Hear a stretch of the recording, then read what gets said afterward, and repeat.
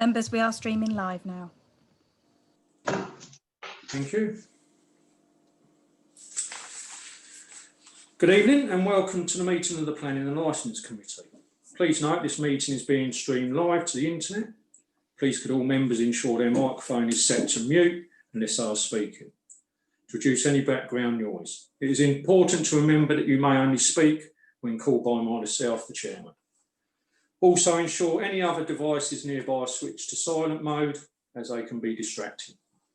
Members should use the raise my hand button when you wish to speak. When it's your turn to speak, I will call your name and you're invited to speak. Once you have spoken, I will flatten your hand. All votes will be taken by roll call, where the name of each member is read out, and they must respond with either for, against, and abstain. I will only accept amendments to motions via the chat function, so it is clear for everyone what is being proposed. Thank you. Going to the agenda.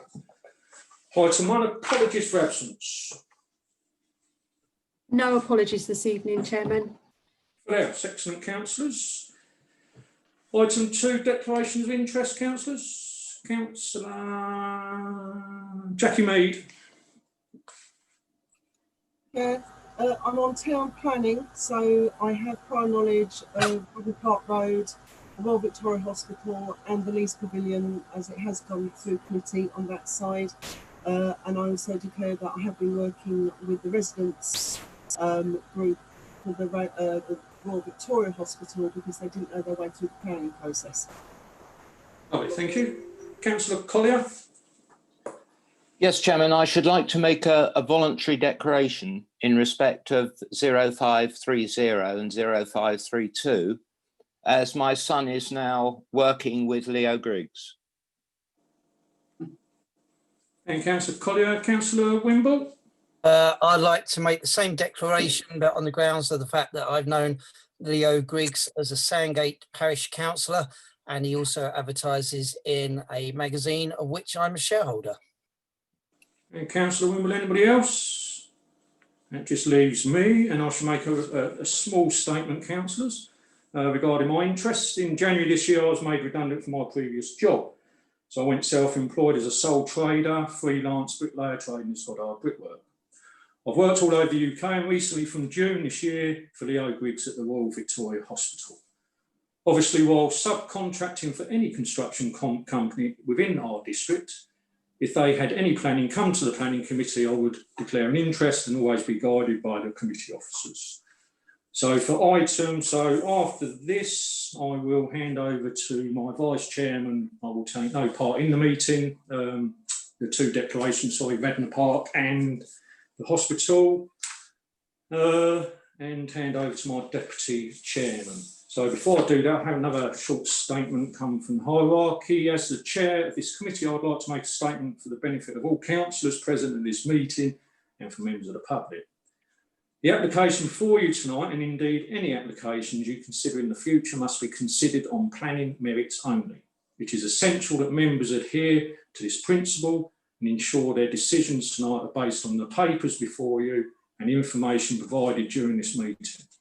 This is not a forum to discuss any ancillary issues relating to the planning applications before you.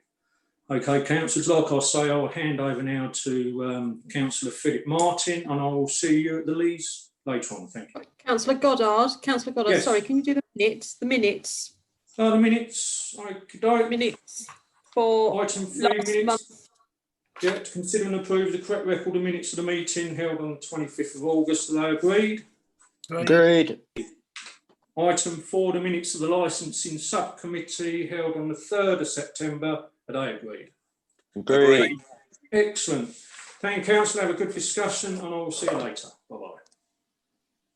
Thank you, Councillor Goddard. Right, so the first item on the agenda that we are dealing with is application 20/0530/FH, 1 Radnor Park Road, Folkestone. And I will ask Ros McArdle to do the presentation. Thank you, Chair. Good evening, councillors. This is, as the chairman's just said, application reference 20/0530, which is land adjacent 1 Radnor Park Road for 2 blocks of flats with a total of 14 flats in across the site. Got a couple of updates for you. So firstly, members will be aware that the Places and Policies local plan was formally adopted by the council last week. So the draft policies referred to in the report now carry full weight. The policies of the old 2006 Shepway local plan no longer carry any weight, having been superseded by the PPLP. So just need to bear that in mind when considering the report. In regards to this application, we've received 5 additional letters from local residents, largely raising comments that have already been considered within the report, but also the following additional concerns: right to light, poor design, impact on property values, additional air pollution, no benefit to local community, potential property damage during construction, bin storage, and that the scheme is driven by profit. A further letter has been received from the residents of 3 Radnor Park Road, which is the immediate neighbour. They've already commented. They object to the scheme on the basis of loss of light to their ground floor side window. They've also submitted a letter from a chartered surveyor specialising in right to light issues and suggesting that further information should be provided. With regard to that, I'd first note that while loss of light as an impact upon amenity is a material consideration, and that's considered at paragraph 7.14 and 7.15 of the report, right to light as a specific legal entity is a private legal matter and not a material planning consideration. I also understand that the applicant has been engaging with the objector privately to discuss this matter. Secondly, I draw to members' attention the daylight assessment submitted as part of the 2009 application for the site, which was approved. And if you'll bear with me, I'll just try and show you a picture for that. Sorry.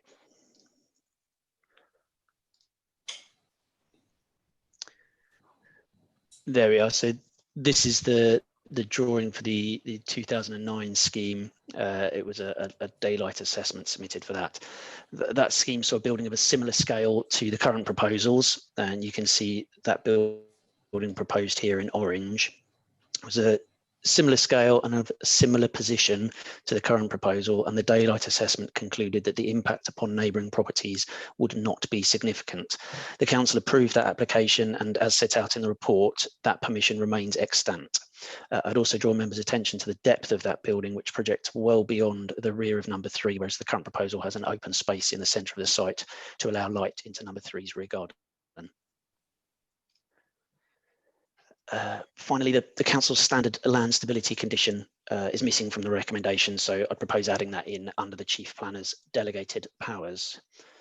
I've got a short presentation for councillors now as well, just to show you the context of the site.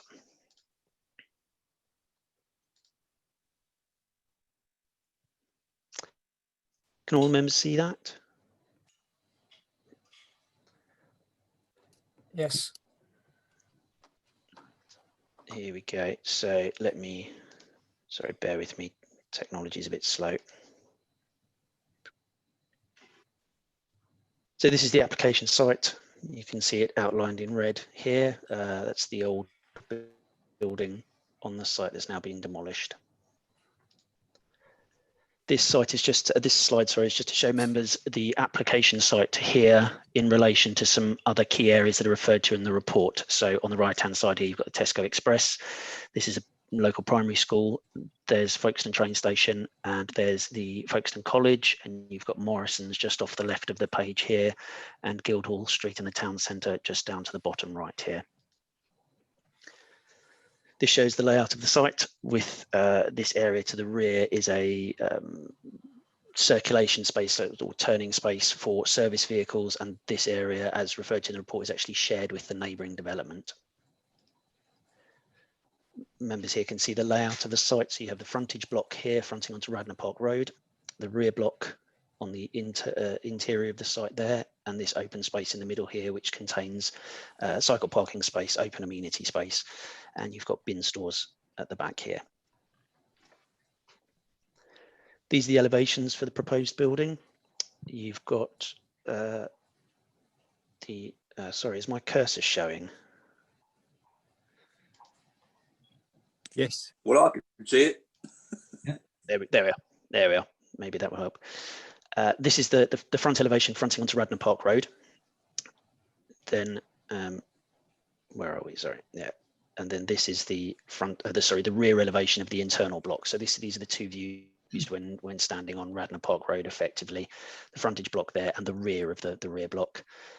This is the front of the rear block, so facing into the internal of the site, and this is the rear of the frontage block. And then on the sides here, you have the elevations. This elevation here is what you would see from 3 Radnor Park Road, and then this is what you would see from Radnor Park Avenue. So this is the application site here, with 3 Radnor Park Road to the side, and you can just see the old Royal Victoria Hospital behind it. Just the same view from a slightly different angle.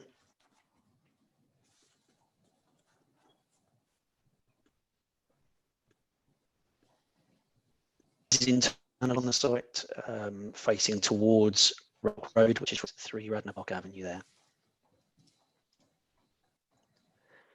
This is just showing the gap to the rear of the houses. This gap here is just over 1 metre, and then the main rear elevations of the buildings are set a couple of metres further back.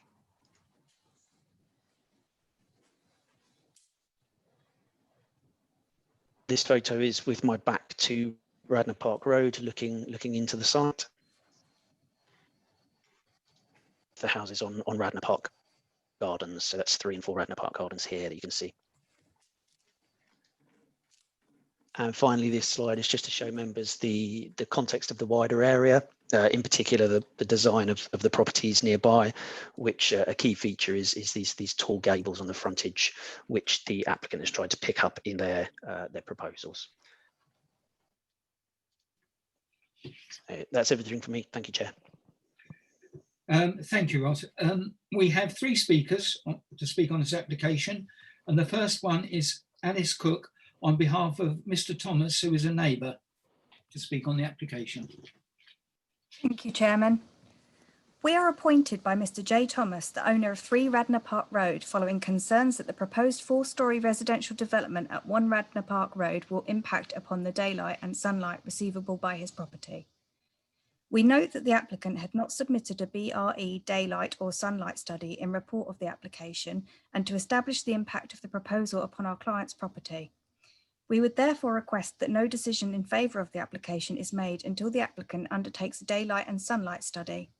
We can see that a previous application for the site, Y14/0826/SH, was accompanied by a daylight and sunlight study prepared by Harrington Consulting. Although the results within this report are in relation to a previous proposal design, the massing and siting is similar. The results, which show a reduction of light to a number of windows and rooms which breaches the BRE guidelines, should therefore be somewhat applicable to the current application. Our client is disappointed that they have been obliged to respond negatively to the application, but feel compelled to oppose a development which they consider they will have such an oppressive and overbearing impact on the way they enjoy their property. In summary, we request that no decision is made in favour of the application until we are satisfied that the proposal complies with the BRE guidelines. Thank you. Thank you. Our second speaker is Councillor Mary Laws on behalf of Folkestone Town Council. Thank you, Chairman. Good evening, Chairman and Councillors. FTC Planning Committee are pro this application for the most part. We are, however, split on a number of issues. Councillor David Horton would like to record that developers and officers have worked well to achieve a site that works well for everyone as best as possible.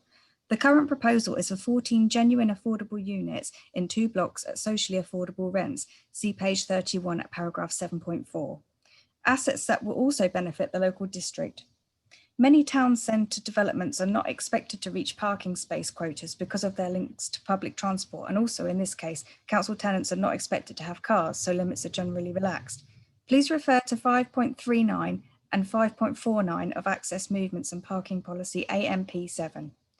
If these 2 blocks are added to the RVH site, this is over-intensive to previous applications, including RVH 20/0532/FH. While FTC are delighted that socially affordable housing is being looked at, there does not seem to be confirmation that these will be genuine social housing. Can the officer please confirm the state of play? Is FHDC going ahead with purchase of these 14 units? What happens if FHDC pulls out of the scheme? Several town councillors feel the new towering buildings, especially that in planning application 20/0530/FH, are too high and have an unacceptable shadowing and oppressive effect on neighbouring properties at Radnor Park Avenue Flats, Radnor Park Road and Radnor Park Gardens. It is accepted that the new angled roof detailing is an improvement. This new block at the front of this site is higher than the original application agreed in 2009.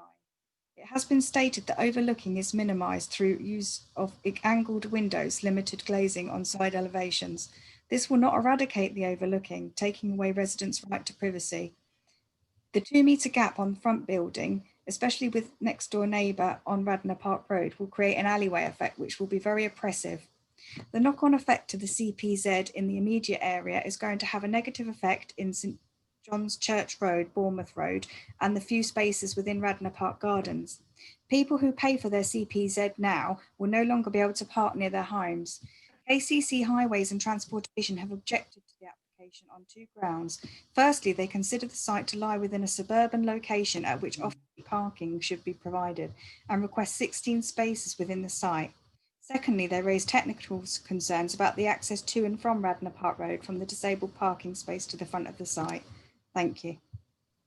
Thank you. And now our final speaker on this application is Leo Griggs, the applicant. Thank you, Chairman. Dear Committee, the site currently has a granted live permitted building able to be built on the site under ref Y09/0705/SH. Our proposed is smaller than this. Some previous applications were by subject to planning permission purchases, but we purchased the site outright to show commitment to local housing at considerable risk to ourselves. Since we have owned the site, we have demolished the previous warehouse to the rear of the site, which was 2-storey plus roof pitch in size. We also demolished the garage fronting Radnor Park Road main road, which sat in an infill plot between numbers 1 and 3 Radnor Park Road. The demolition was approved separately. We originally proposed to improve the design of the 2009 permitted buildings on the site, Y09/0705/SH, with a similar building, slightly smaller. However, through the planning process, it became clear 2 separate buildings would be a better outcome for the immediate neighbouring properties, and in doing so, respecting the previous warehouse size more closely.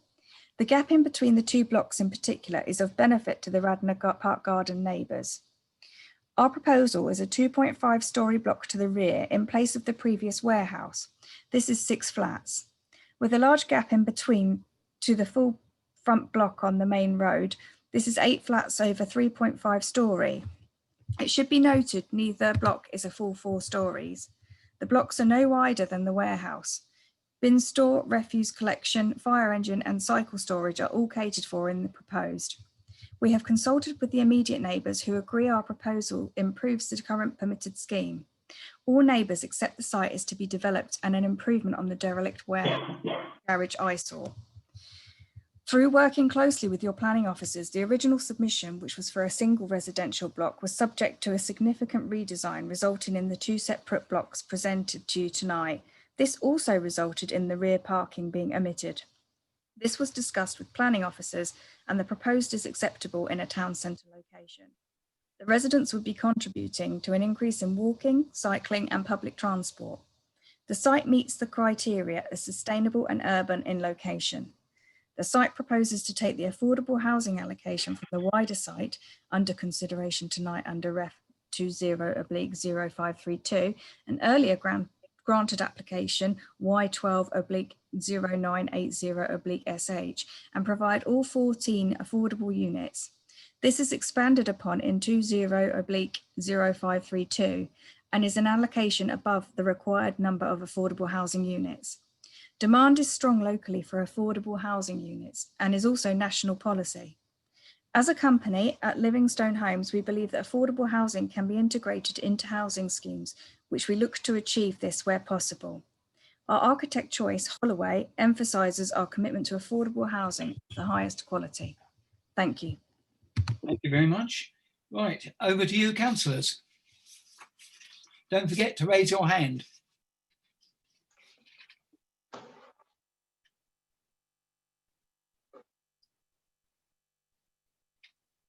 And unless there's something wrong, I can't see any hands raised at this moment. Georgina Trelaw.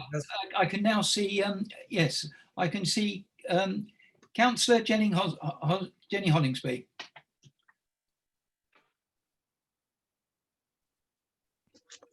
Thank you, Chairman. Well, if nobody else is going to say something, I obviously need to say something. I think this is a good and a better development than the previous application, and it would be extremely difficult to turn it down, in that previous development could actually be implemented immediately. So I'm very happy to move the recommendation. I don't know whether I've got a seconder. Thank you. Do we have a seconder? Happy to second. Thank you. Right, well, I now that my system's working now, so, and I apologise, you should have been first, but now over to Councillor Trelaw. Thank you, Chair. I can't see any main problems immediately with this. I think the location is superb in terms of sustainability. I live in the area, and it is walking distance to so many local amenities and the large space of Radnor Park, which is just brilliant for small families. And you've got the train station. I don't have an issue with the lack of parking. I guess it's weighing it up between you know, the overflow into the CPZ area across from Radnor Park Road, but I would really like to think that people who would be interested in these properties, you know, would be able to just make the most of the area on foot or bicycle. I guess the height issues with the loss of light, it is unfortunate, I guess, for neighbouring residents. I was wondering whether officers could comment on whether lowering the height of the buildings would have any significant impact on the light, whether that's possible. I know that you know, 3D graphic was done a while ago. Is that something that could be addressed? Ross, can you answer that? Yes, I can answer it. I think it depends really on how much you want the building lowered. The building as proposed is of a similar height to the one that was assessed in 2009, and that one was found to be acceptable. So I think the starting point really is that there's not a basis for, or a justifiable basis for us to request it to be lowered on those grounds. There's a gap between the existing and proposed properties that would allow light into those windows, and as I say, yeah, there's therefore not justifiable reason to reduce the height. But if you're looking to reduce it, I think you'd have to be chopping off floors basically rather than inches to make a significant difference. But then again, we wouldn't have any justification to do that given the previous scheme being approved. Okay, thank you. Can I ask one thing? I think I noted in the report a recommendation to include bat roosts. So I'm guessing that a bat survey has been done, but that there wasn't a similar recommendation. Sorry if I misread it, but a similar one on the neighbouring application. There didn't seem to be any comments in that regard. So I was just wondering whether that was just an oversight, or that those two separate sites do have a different ecology as measured through a survey. Councillor, can we just deal with this application and we'll discuss it when we move on to the next one? Well, yeah, I thought we were to be considering these sort of in... With our separate applications, so if you don't mind, we'll... Chairman, if it helps, it might help to answer the question now, if you don't mind. No, if you're happy to do it, that's fine. Yes, of course. It was the reason being was a question of timing. KCC didn't realise, or hadn't realised, that the buildings on site had been demolished.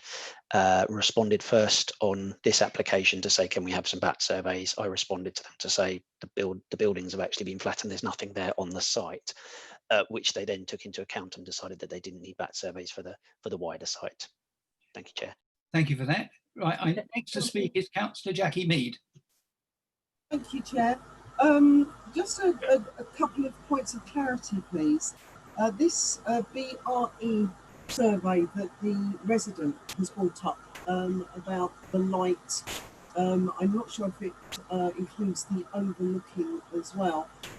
So if possibly one of the officers could tell us whether if this does need a BRE survey, and indeed whether that has been done.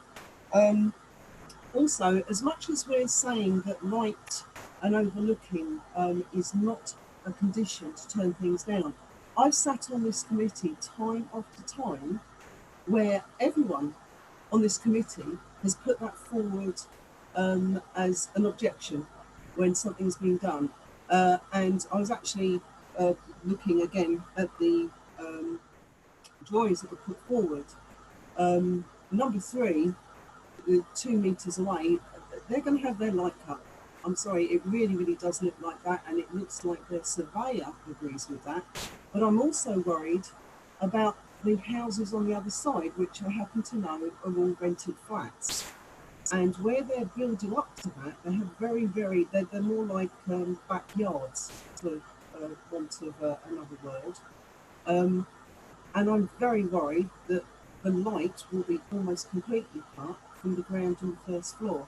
And I'm not quite sure where that sits with planning. And my last point, if I may, I didn't see any financial viability report to do with this. And given that we were told specifically that we had to base it on the building and not its final use, I'm wondering whether we should have had a financial viability report. Thank you. Right, thank you, Councillor Mead. Ross, can you answer those questions for us? Yes, hopefully, Chairman. Firstly, you're asking about the light survey. Does it look into overlooking? No, it's just looking at the light.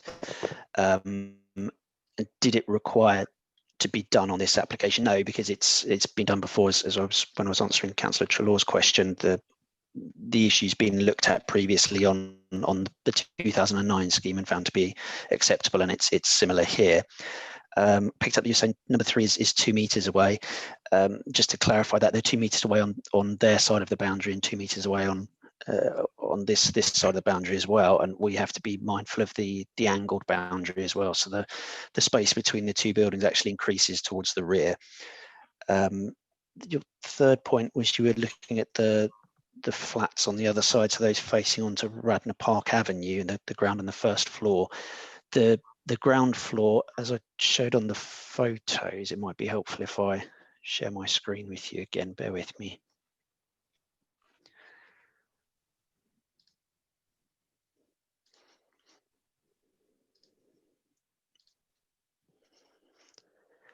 So these are the flats on that you're referring to, and you can see the ground floor.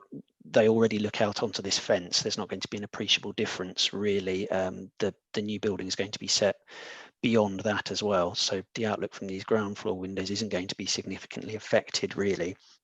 And the first floor, there's quite a significant distance between the two. I forget the exact measurement, I'm afraid, councillors. It is within the report. I think it's something like 5 meters minimum between the first floor and the flank of the proposed building. So no, we've assessed that, and we don't consider there's going to be a serious impact on those properties. Lastly, talking about viability, there was no need for a viability assessment on this. The scheme's being offered as 100% affordable. Usually a viability report is put forward when developers don't want to provide affordable housing. They submit a viability report to say, look, we can't afford to provide these affordable units. But in this instance, they're providing the whole development as affordable housing. And as set out in the report, they're providing more than is actually required for the wider development. So no, there's no need for a viability assessment on this. Thank you, Chair. Thank you. Councillor Mead, do you wish to come back or not? Thank you for clarifying about the viability report. I thought that was the case, but I just wanted to check. What I would say is where you showed us that fence. Have got something switched on? Oh. Along the back of the flats. I'm just wondering how we can actually say that putting a 3-story building and possibly almost up to a 4-story building is the same as having a fence at that height, which you can actually get the light over. But I'm guessing this is obviously up for everyone to discuss. Thank you very much. Thank you. The next councillor I have to speak is Councillor Jim Martin. Thank you very much, Chair. Just because I know, I'll just try and clarify a little thing here, is that there are 2 issues when it comes to light. Daylight and sunlight are planning issues. Rights of light is a civil matter. So the letter that we've had from the neighbour is from a rights to light expert, and the rights to light and daylight and sunlight are two different matters. They're 2 different issues, and they're measured differently. It is an endless source of confusion, but we're considering daylight and sunlight, rights of light, looking at the proximity of those 2 buildings, of the rear of those buildings and the new building. I think rights of light is going to be an issue, but that will be dealt with generally with a payment of compensation between the parties. So I'll say no more, but it's easily confused, and I think the letter from the neighbour sought to build on that confusion. Daylight and sunlight is a planning matter, rights to light is a civil matter. So anyway, I'll shut up about that. What I want to find out about is, why is it 100% affordable? Yeah, you know, this isn't out of the goodness of the developer's heart. I'm just interested if this is being offered as an offset against another development. I wonder if one of the officers could enlighten me. Can anybody help with that? Yes, I can come back in on that, Chairman.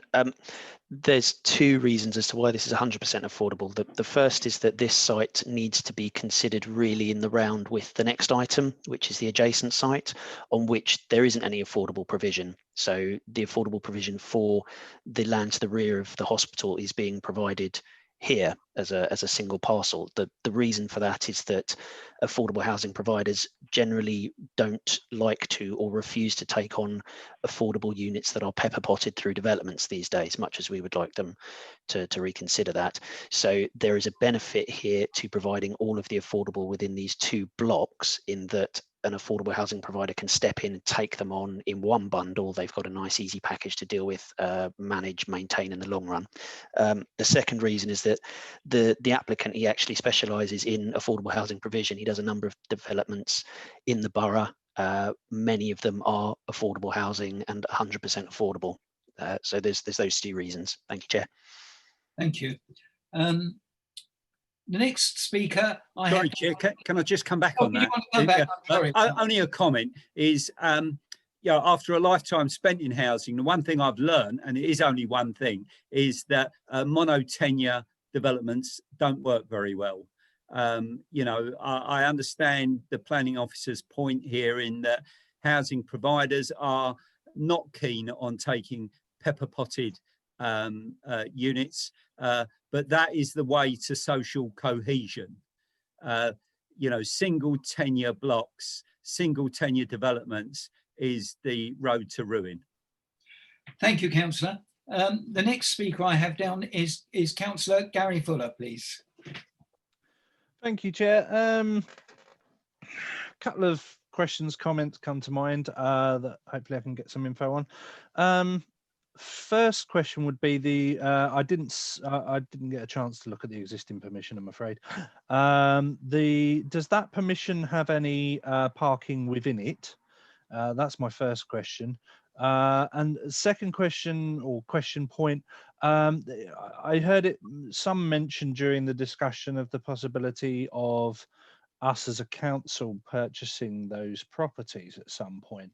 One would assume that that is not going to be done through something like Opportunitas, because that obviously would. Can I stop you there, Councillor Fuller? This is not a planning issue, so we won't be speaking about that. It's a legal issue because if people are We're making not here to decisions, English. if people are making decisions in this meeting that could result in Opportunitas benefiting, then those people that are directors of Opportunitas should declare an interest. Should they not? And your next point? My first point, 14, was about, parking. And my second point I've already made. So if someone could come back to me on parking as in the first instance, that would be quite useful. Yeah, I can respond on that. The 2009 scheme did have some parking. There is a extract of the plans on page 21 of the agenda, just above paragraph 4.4, which shows the 2009 permission. So you can see the block there, quite a deep block extending across most of the site, and there's a raised open area to the rear there. There's parking within that area. All right, okay. The second point, just to refer to it, it is covered within paragraph 7.4 of the report, saying that to planning officer's knowledge, the council is in discussions with the applicant with regards to taking on these units in our responsibility as a social landlord, but that's aside from the planning matter, the planning considerations. We as planning officers don't have anything to do with that, aren't involved in the discussions, and it certainly doesn't weigh into our considerations. Yeah, that's no reflection on you. I'm just making the point that how we purchase it could have an effect on how we as councillors make a decision. On the parking then, just to come back on that, obviously the previous application had parking that's been agreed. The application next door has parking that's been agreed. So I suppose my question is why are poor people not allowed parking? I mean, I'd be quite happy if they got rid of all the parking personally, because I think we should all be walking and riding and so on. But anyone want to comment on that one? Well, Councillor, I mean, that's all set out in the report. It's paragraph 7.17 and 7.18. It's really to do with the location of the site. It's an inherently sustainable location. It's probably one of the most sustainable development plots in the town at the moment. So it's not a question of not providing the residents of these units with parking. It's more a question of parking is not essential in this location given the sustainability, and the quality of this scheme is greatly improved by removing the parking. So you can see on that 2009 one, you need quite a lot of land to provide parking for it, which results in this singular monolithic block. And by removing the parking, you can shift that open space towards the centre of the site, get a better layout. There'd be problems trying to access that central space to provide it as parking, and it wouldn't be a very pleasant environment. So it's not a question of restricting access to parking for the residents of this block. It's the combination of factors of the location and the design and the layout being inherently suited to not having cars on this site. Okay, but again, can I just say that the site next door apparently requires parking because there's going to be 42 spaces. So either both sites require parking or neither site requires parking. I'm quite happy with your suggestion that this site doesn't require parking, and I would agree that the other site doesn't require parking. But it's the it's consistency that's my concern here more than anything. Thank you, Councillor. Thank you anyway. That's been dealt with, the parking issue. Now, my next speaker is Councillor David Wimble. Thank you, Mr. Chairman. Yeah, the reason I seconded this is, having gone through both the reports, this one and the following one, I think it's got to be good for Folkestone. Our colleagues from Folkestone Town Council have been stating that there's a massive need for affordable housing, and the developer, as the officer said, has got a good track record of delivering good quality ones. I noticed in one of the letters opposing this, they said it was of poor design. Well, you don't seem to get too many poor designed buildings by Holloways. So I think they're lucky to have such good design there as well. And also I visited the site a number of months ago when Jackie Mead she was dealing with some residents there, and I went along and spoke to them. And the one thing that did come across was that the developer and his site manager was talking to all the residents, and he's changed some different aspects of the design to try and please the majority of them. You're never going to please everybody. And my feelings for the person at number 3 are noted. But, however, you know, he did have a warehouse there before, and the original site, you know, you've now got the gap in the middle, so that will also add to the daylight. And I also noticed that Jackie Mead mentioned that all of us at some point have mentioned light and overbearing views. It's the one thing that I haven't done, having done my planning course, because I was explaining the rules on that. So I think it's a great proposal for the town, and that's why I seconded it. Thank you. Thank you, Councillor Wimborne. The next councillor I have to speak is Councillor Keane. Hang on a sec. Thank you. Thank you, Councillor Jim Martin, for explaining daylight, sunlight and the right to light. I'm now very clear on that. Thank you very much. The people who bought their houses in that area, surely they are entitled to light and they're entitled to privacy. When we made a visit to the site, myself and Councillor Mead, I wasn't at all impressed with the way it was described to me, because all of those houses are going to be overlooked. And why it's all very well saying that we're not having parking spaces here. Not everyone can travel to work on public transport or a bicycle. I certainly couldn't. So are we saying then that people buying these houses can't be car owners? Are we saying that people who are buying these houses and flats can't be disabled, because they would need to have transport? I just feel that it's very odd to build a house or to build a flat or a development without parking. And it's almost like a two-tier system. If you buy the expensive houses in the corner, you can have a parking space, but if you buy the ones over here, you can't. I'm getting a bit confused about how you can make that stipulation. And the thing that really concerns me is the people who live there already, who are ratepayers in this town, have got a right to light and privacy. Thank you, Councillor Keane. The next speaker is Councillor Mrs Hollingsby.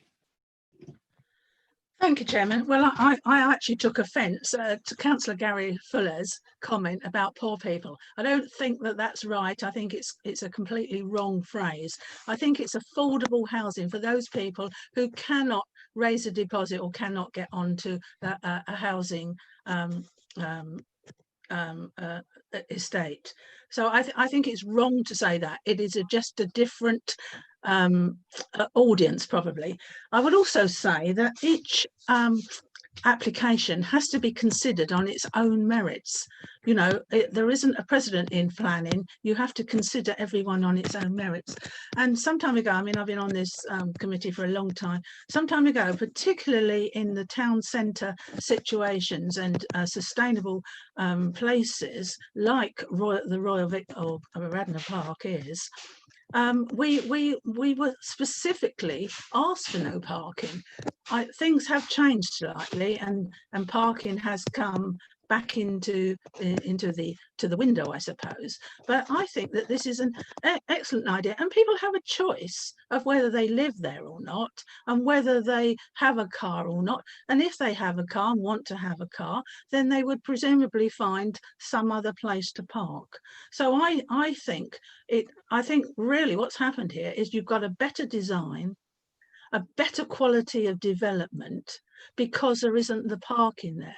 So I'm really happy to propose this recommendation. Thank you, Councillor Hollingsby. I have Councillor Gary Fuller to speak. Now, presumably, it won't be on issues we've already discussed, Councillor Fuller. I just wanted to thank Councillor Hollingsby for getting offended on my behalf as somebody that won't be able to afford to buy a house for the entirety of their life.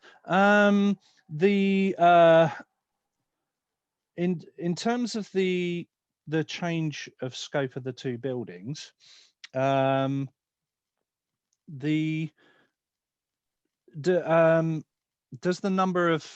that affect any of the considerations about things like bin stores and cycle stores and things like that? And you know, I didn't see any mention of cycle stores, although again I could have missed it because I had to read it quite quickly. Is there any provision for that in the plans? Do we have an officer that can answer that? Yes, Chairman. There's cycle storage within the central open space. There's secure cycle storage shown, excuse me, shown on the plans. And then there's bin stores to the rear of the site, communal bin stores provided close to the shared access so that the bin lorry can pick them up on the way through and turn around in the rear of the site. Okay, so they'll be fine. Just on the cycle stores, how many were there? It's one per flat. One per flat. Okay.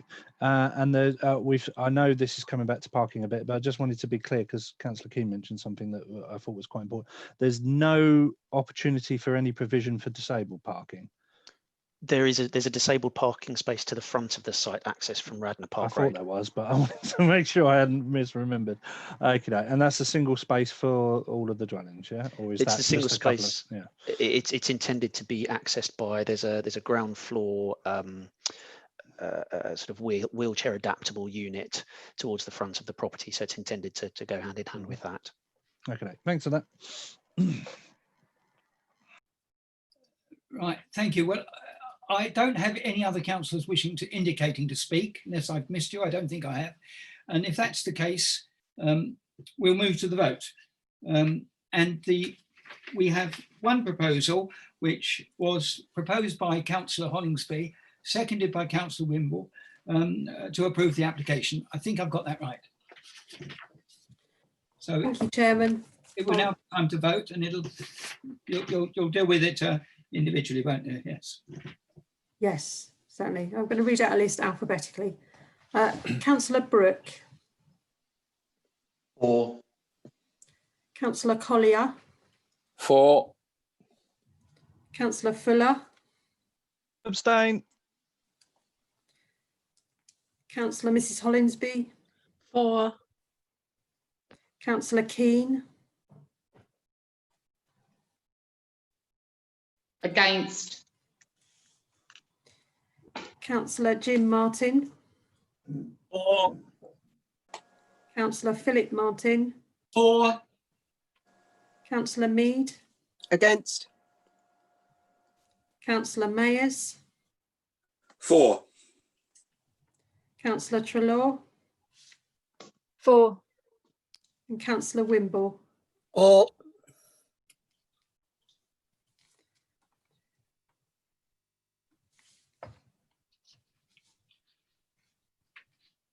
That's 8 for, 2 against and 1 abstention.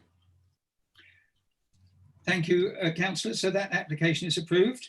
So we will now move on to application, the second one on your list, which is application number 200532-0/FH. And again, I believe, Ross McCardley, you're going to present this? Yes, thank you, Chairman. We've received 2 additional letters of objection from neighbouring residents, raising concerns already covered in the report and additional concerns in regards to land stability, light pollution and impact on local wildlife.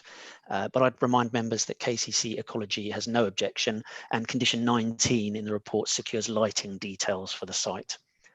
Again, the council's standard land stability condition is missing from the recommendation, so propose adding that in under the chief planner's delegated powers. The applicant is still in discussions with KCC Highways regarding tracking for service vehicles within the site. Amended drawings are being prepared and I expect this matter to be resolved imminently. The applicant is working closely with KCC on this matter. There's a minor correction to the report. Paragraph 7.5 states that the density is 33 dwellings per hectare, but this should actually read 74.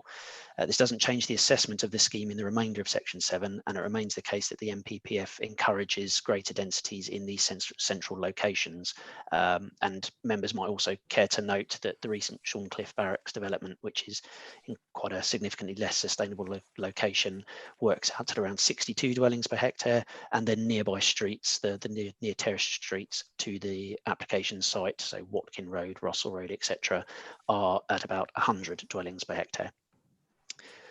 And I have my presentation for you again, and I will try and get the right screen this time.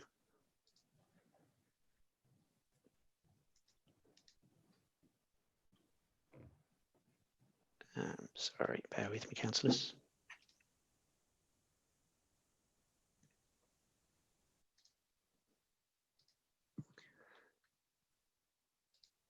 There we are. So this is the application site, and members will see it's immediately adjacent to the site we were discussing previously. This is how the site looked previously. It's a photo taken from Google Maps from a couple of years ago. This building has now been demolished, so the site's clear. This building to the left is the old Victoria Hospital that's currently being converted into flats, and then these are the existing flats fronting onto Radnor Park Avenue.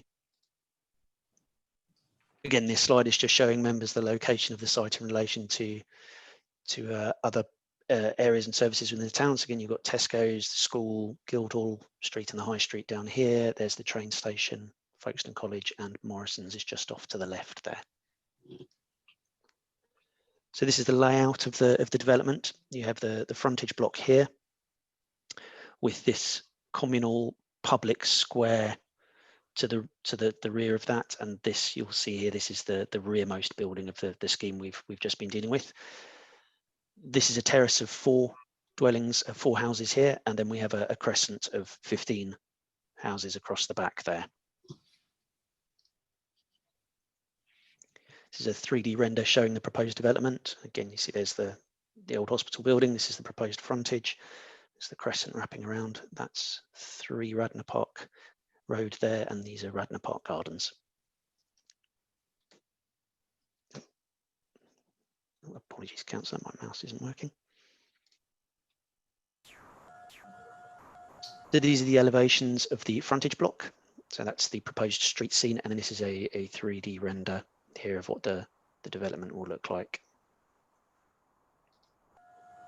These are the elevations again. So that's the frontage. This is the rear. Members might note that the building actually widens towards the rear, so it presents a slimmer profile onto the street front here. Slight wedge-shaped floor plan that goes out to a wider building at the rear. And then these are the flank elevations.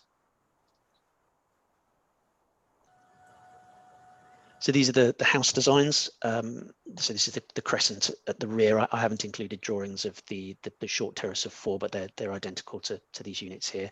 So you can see that they vary slightly in height. The outermost ones are shorter and the innermost ones are taller.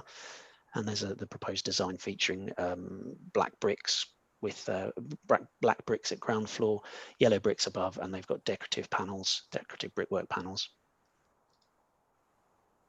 This is a section looking through the site as if you were on Radnor Park Road. So you can see here, these are Radnor Park Gardens. Those are the existing flats on Radnor Park Avenue. This is the proposed frontage, this is the proposed frontage block here. And then this is the small terrace of 4 set within the middle. And this is the crescent right at the rear. So you can see the application site here, that building that was on my first slide has been demolished, leaving this gap in the site. There's the site there with, this is the access, the existing access that's going to remain and be reused. That's looking up and down Radnor Park Avenue from the site access.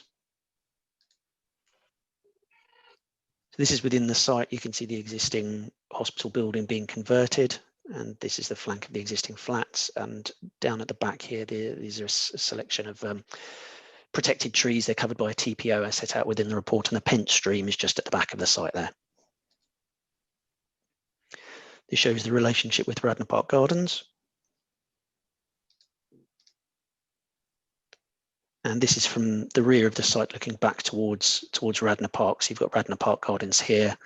That's the old hospital. And this is the site access. And then again, same photo that I concluded my previous presentation with, just to show members the buildings in the area and the sort of design cues that the architects led on, particularly the front gables. Thank you. Thank you very much, Ross. We have 3 speakers on this application, and the first one is William Anstey. Thank you, Chair. Mr. Anstey's provided a video, so I'm just going to share that with you now.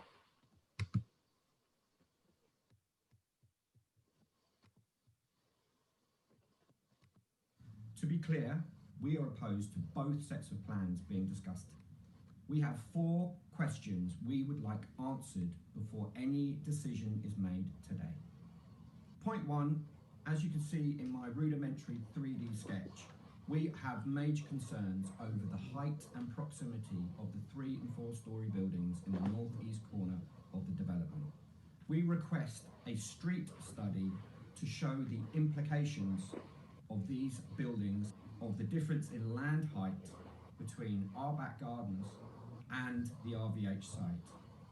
These 3- and 4-storey buildings at that height will block our sunlight from mid-afternoon and will have major implications on our right to privacy in our gardens and in our houses.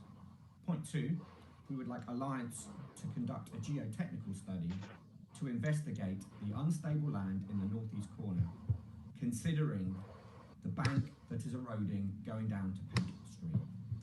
Our concern is Alliance will pile the land to secure it, and this will lead to major implications with vibrations and potential damage to our buildings and foundations. Point 3, we would like to discuss the overdevelopment of the RVH site. Since the planning meeting in December 2019, Alliance have increased the households from 26 on the outline planning permission and 18 in the Royal Hospital to now we're looking at 70 plus units. We are clear that Alliance's parking allowance per household falls short of local planning guidelines, adding more pressure to already oversubscribed local parking and increasing the risks of road accidents on an already dangerous junction. Finally, point 4, we question how fair this process is and if we even stand a chance of being listened to. We say this learning the news that Opportunitas has had an interest in this development long before the planning meeting in December 2019, where the outline planning permission was granted. And we ask why this information was kept from us. And now the situation of Councillor Clive Goddard being employed on site as a bricklayer. Surely this proves a conflict of interests. In conclusion, we ask that you give clear consideration to the points that we have raised and lower the number of properties, therefore reducing the impact on us as your neighbours. Thank you. Thank you. And the next speaker is Councillor Mary Laws on behalf of Folkestone Town Council to speak on the application. Thank you, Chairman. Folkestone Town Council Planning Committee are once again delighted to see this site being built on, and do feel the crescent shape for houses is better than previous plans. However, there is still overbearing issues from the last 4-storey house for blocking natural light to homes in Radnor Park Gardens. When this original plan came before town planning, it was agreed this site needed to reduce over-intensification on the site. The application is now for 19 houses. The 19th house is 3 to 4 stories high and is about 10 metres away from the back of the existing houses below. This 19th century house will no doubt overshadow and cut out light to Radnor Park Gardens, which are already 3 to 4 metres below the application site. Should the developer still not work with the residents to both achieve a good result on both sides, would the council consider putting a condition in for perpetuity that no buildings of any type can be built from this end house on the Crescent 19th up to and above the gardens at Radnor Park Garden? To include no trees, and as they could have similar oppressive results to natural lights in the gardens and homes below. Parking on site is only offering 42 parking bays, which KCC Highways are objecting to, as this should be 65. These are under the district's required numbers of parking bays per dwelling, and surrounding roads have already have CPZ and are full. Following a claimant overview and scrutiny committee on the 8th of September, it was stated that negotiations were already ongoing since November 2018 for Opportunitas to buy 37 properties on site. This information was never mentioned to the Outline Planning Permission Committee in December 2019. Why was this never disclosed? To date, there have been no viability assessment nor even an executive summary. Given that the council's wholly owned company, Opportunitas Limited, is involved in this scheme, why has this not happened? Since the PPF had said that viability assessments should be public available. Paragraph 57. In view of the pleasantness of the walk along the Pence stream, since probably Walter Tolls living nearby in the 1890s, the ward councillors, Councillor Wallace and Councillor Berry, would be grateful for a special planning condition to implement a good tree screen of native species to safeguard the attractiveness of the adjacent stream sidewalk. The residents have had a hard time with the developers with careless site clearance and heavy dust. Because of all these factors, including overlooking during work, the district must ensure particular rigorous control of building practices. Residents and local councillors must be given regular meetings and properly consulted about cladding colours, piling, fencing and other ameliorating items. Thank you. Thank you very much. And our final speaker on this application is Leo Griggs, the applicant. Thank you, Chair.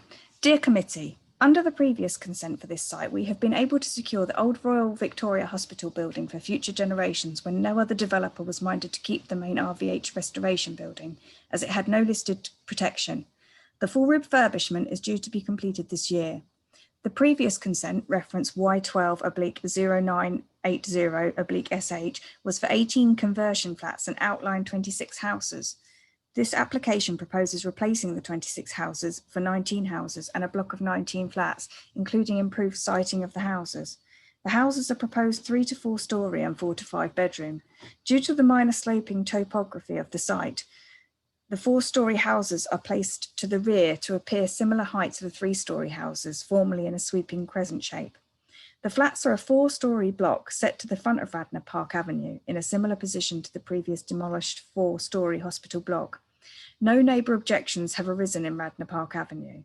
Both housing and flat design have been developed between Holloway Architects and the planning department over many months to achieve the best aesthetics in placemaking, with several amenity and landscaped areas designed to achieve the test of time. Much thought has gone into pedestrian flow through and across the wider site, a cul-de-sac location around a large rural swale. The new flats are a standout, architecturally designed modern block, drawing on features of the surrounding Victorian properties. We held a neighbour consultation on site and with individual neighbouring properties. The majority of the immediate neighbours accept the project and understand what goes into a construction site of this size. We have and will carry out fencing repairs and boundary upgrades on behalf of the neighbours. Some neighbours have taken an interest in the site regarding recycling and upcycling. The 19-house crescent layout design is a huge improvement over the outline granted 26 houses. The layout improves all aspects of parking and overlooking. No gardens or back windows now face the immediate neighbours. The houses sit much further away from the neighbours and the crescent sweeps away from Radnor Park Gardens entirely. Parking across this application and Y12/0980/SH is over 1 to 1 per unit of off-street parking, far in excess of the requirement for a town centre sustainable urban location. Affordable housing, granted application Y12/0980/SH equals 2 affordable units. This application requires 38 times 0.22 units equals 9 units, rounded up. Therefore, 9 plus 2 equals 11 affordable housing units are required. The previous consent was obliged to provide 2 affordable units. This current application may request by virtue 11 units. We are proposing to provide 14 units via the neighbouring site, Ref 20/0530, heard earlier this evening. Should the committee be minded to approve this application, we would be looking to move our site team currently refurbishing the existing Royal Victoria Hospital onto this project and to deliver a high quality product, which when viewed as the wider site, this contemporary low density housing, we consider represents a huge win for the town and district. Thank you. Thank you very much. Now we move across to the councillors, and I have first to speak is Councillor David Wimble, please. Thank you, Mr. Chairman. A lot of what I said in the first part I can use for this one. Firstly, though, I'd just like to point out that the opportunity test stuff is nothing to do with planning, so I don't even know why that was brought up. And also the mention by one of the speakers there with the picture of Councillor Goddard. Again, he's made his declaration, so that can be counted out as well. I remember when the first outline was put forward for this. This is a vast improvement on the original planning of the 26 houses. There was comments about unstable land. Well, the way that I saw it when I visited the site and looked at the plans, the large bank to the Pent Stream is at the back of the houses, at the bottom of the garden. So I don't think that would even be, the officer will probably be able to comment on that. I don't think that that will be too much of an issue either. I just think, again, it's a Holloway design. The fact that the developer is doing the work on the hospital. So, you know, he's not doing all this out of his love of folks, and he's doing it to make money. But the offset of this is we do get a lot of affordable housing, whether the council end up owning the houses or whether private individuals do. The quality houses. And I again would highly recommend this. So I would move the report that we go with the officer's recommendation. Thank you. Do you have a seconder? Happy to second, Chairman. Thank you, Councillor Hodgson. Right, next to speak is Councillor Ray Fuller. Sorry, Gary Fuller. Thank you, Chair, and for the name change. Yeah, I think it was a bit harsh of them to go after Councillor Goddard, considering he has declared an interest, and I'm sure would have done without the lovely photo of him. But to the extant point, I find myself in a bit of a quandary here, because obviously in the previous application, it was pointed out that we shouldn't really consider multiple applications together. But when you do consider these together, what we're achieving is effectively 25% social housing, which is a good thing. It's a fantastic thing. Leaving that aside, it would be nice just if the officer could clarify in a sec that there is no problem with us considering this aspect of it when we make our decision. But you can come back on that in a sec. I suppose my second point is that we've obviously established that this is an urban area now. Therefore, I wonder if councillors would support the proposal that we place a condition that this actual parcel of land only provides 3 disabled parking spaces, thus encouraging the owners of these new properties to make use of the amenities that are available to them, and therefore become greener members of society. So can I propose that that's a condition, if we're allowed to do that, that we limit the parking to 3 disabled parking spaces? That will match the provision for the previous application that I'm not considering, and will also encourage the residents of this lovely new sort of block of housing to be greener. Hopefully I have a seconder on that, and we're allowed to do that. Can I just check with I don't know if this is for you, Ross, or for Kate, whether we can bring in at this stage a condition in respect of what Councillor Fuller's been speaking about, disabled parking and so forth.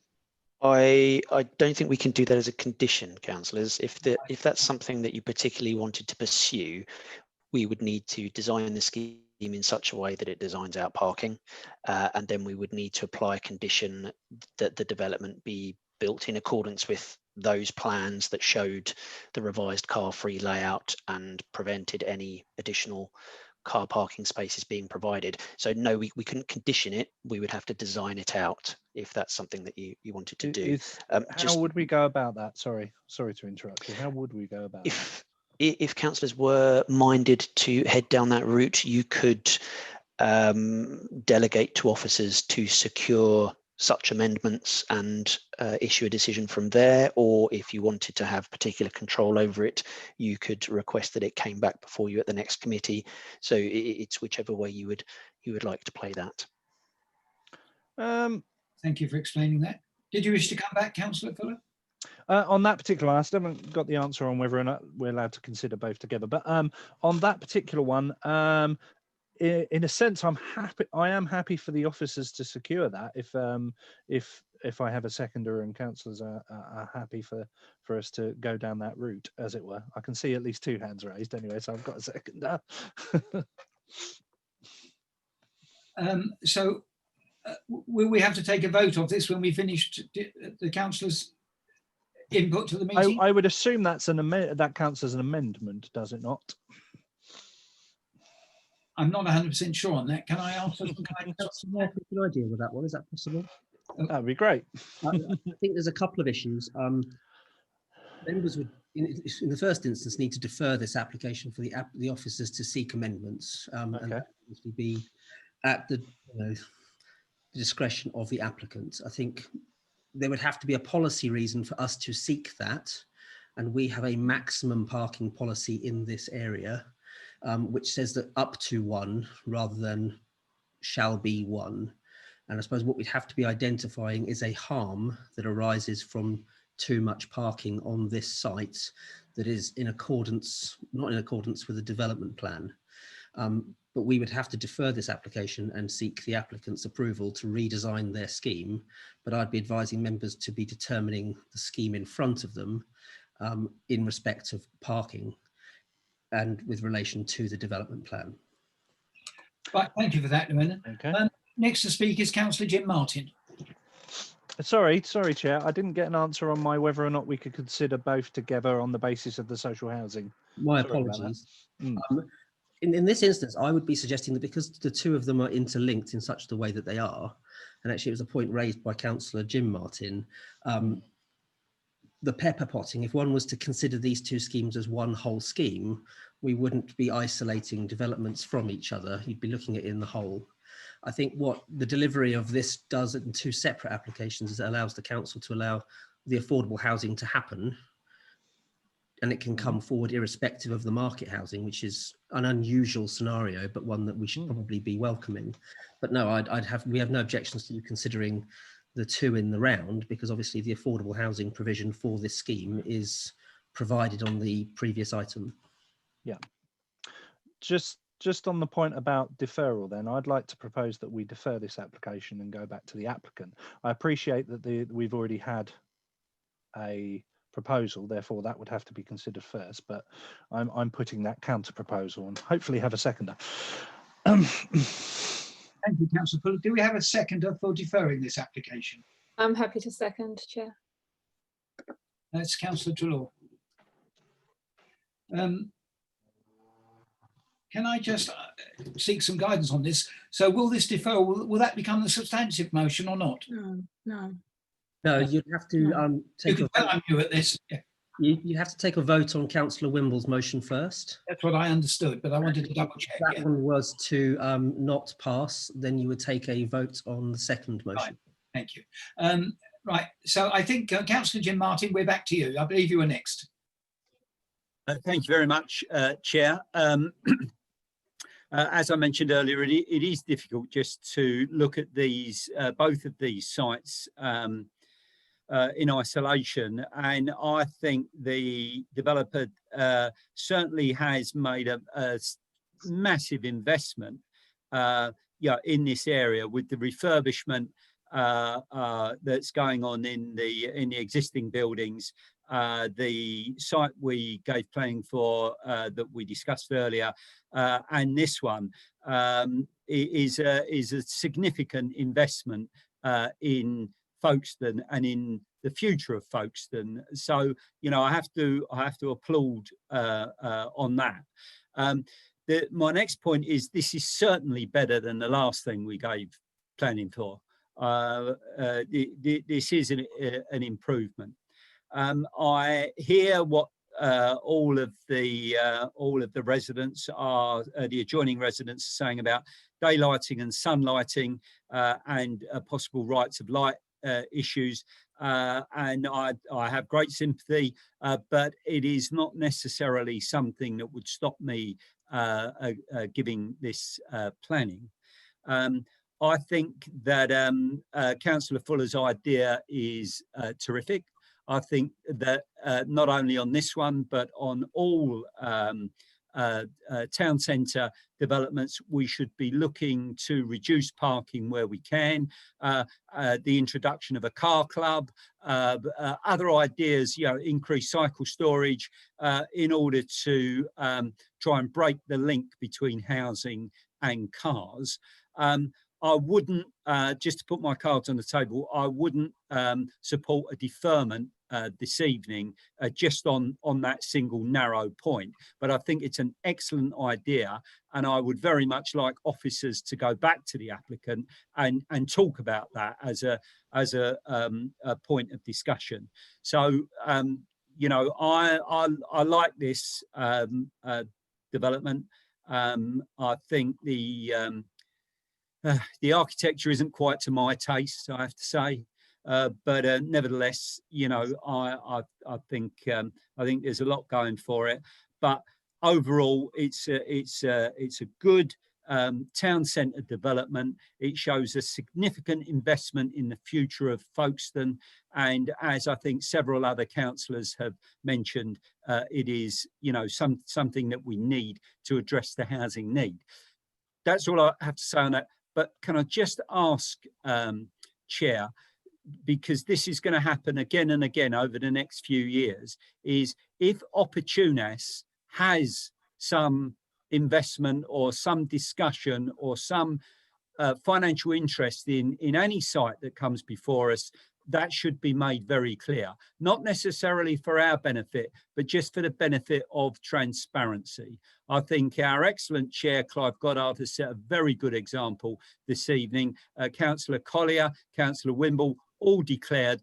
I think if Opportunas has got some financial interest in any site, not necessarily this one, but in any site, that should be made as some kind of corporate declaration, because it only leads to an argument, as the people have said, as the residents have said, of a conflict of interests within the council. Are we wearing our planning authority hat, or are we wearing our property investment hat? So thank you, Chair. Thank you, Councillor Jim Martin. And next to speak, I have Councillor Jackie Mead. Thank you very much, Chair. I've made some notes on this. I've been involved, so to speak, with the Royal Victoria Hospital site ever since it came to town council planning, oh gosh, probably about a year or so ago. All the residents have ever asked is that the site is not so over-intensive that they lose the enjoyment of where they live. Yes, we've now seen that the houses have gone from 26 down to 19, but we do have an added 19, I believe it is, flats at the front next to the Royal Victoria House.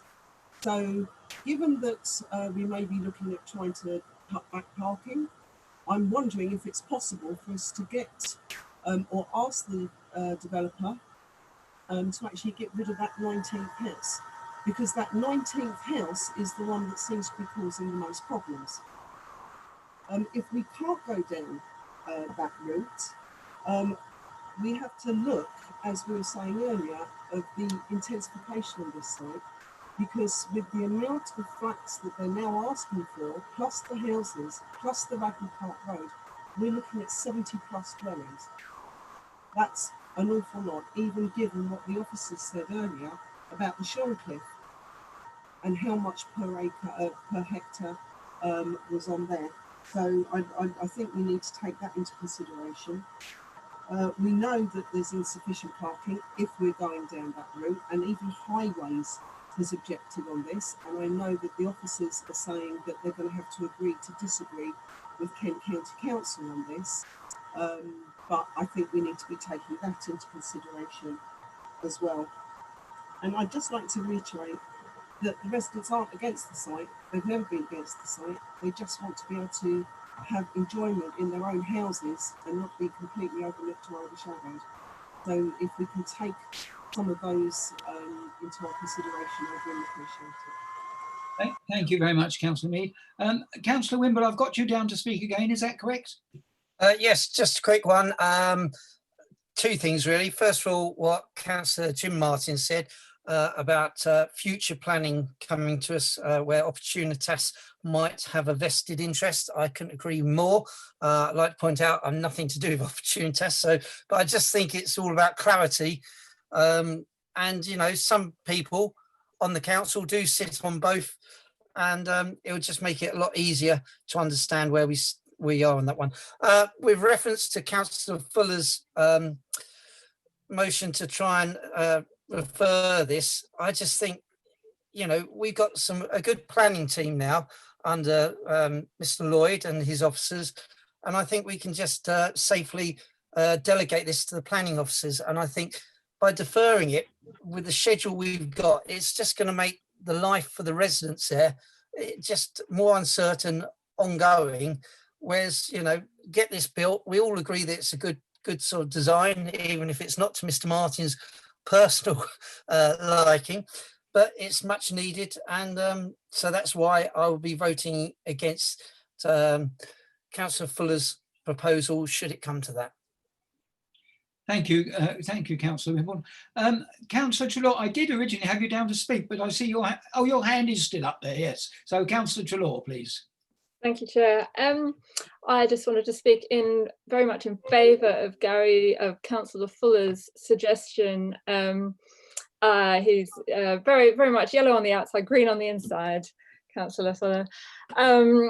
Yeah, it's true.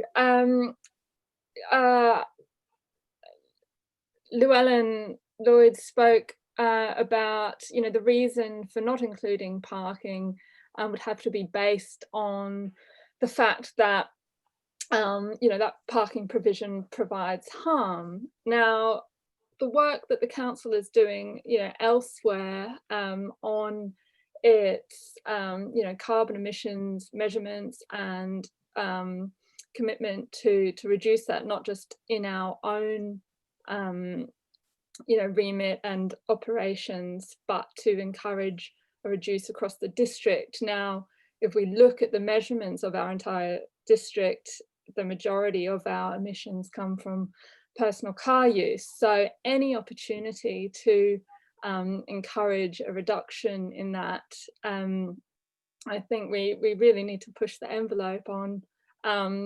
I live just around the corner from this site. I don't have a car. It's an excellent neighbourhood to live and get by, you know, for many sorts of lifestyles without owning a car. You've got the train station up the road. So I just think it's really, yeah, innovative. It's in line with our other goals and ambitions as a council. And I think we need to be bold on this. So that's why I'm going to support Gary's suggestion. I also implore officers to look at that route anyway, but yeah, I do support deferring it so this can be hammed out. Thank you, Councillor. I'm not showing on my screen any other councillors wishing to speak. So in that case, we will move to the vote. And the proposal is to accept the recommendation.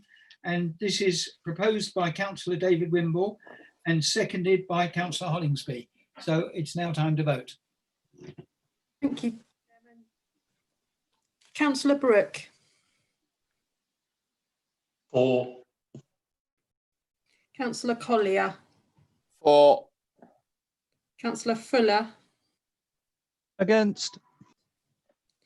Councillor Mrs. Hollingsby. For. Councillor Keane. Against. Councillor Jim Martin. For. Councillor Philip Martin. For. Councillor Mead. Against. Councillor Mayers. For. Councillor Trelaw. Against. Councillor Wimborne. For. Thank you.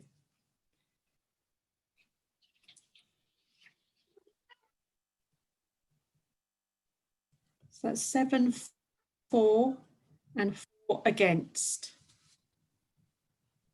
Thank you. So that is agreed. I believe at this time, Councillor Goddard is going to be returning and continuing with chairing the meeting. Has contact been made? Oh, he's there. Hello. Over to you then, Clive.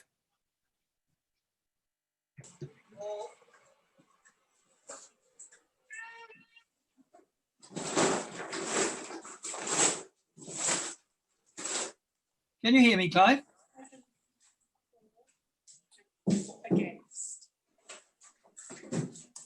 Do we have a technical problem? I think Councillor Goddard's watching the YouTube, which is slightly delayed. So, Oh, sorry. I believe we're ready for you to take over. Yeah, I was watching the football. We'd never have guessed. Excellent, thank you. Excellent, let me see everybody. Thank you, Councillor Martin, for your taking the chair there, and thank you, councillors. Are we ready to move on to the Lees? Excellent. So moving on, 200579FH, the Lees, Folkestone, and Sue Head is going to take us through it. Thank you.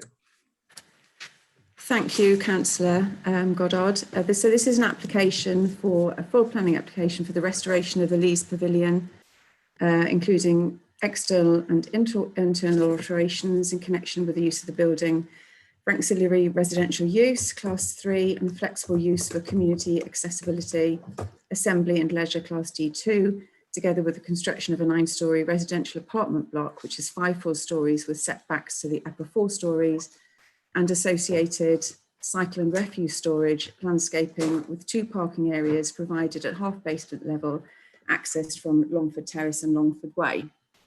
I'll just share my screen with you. Can you all see that? No.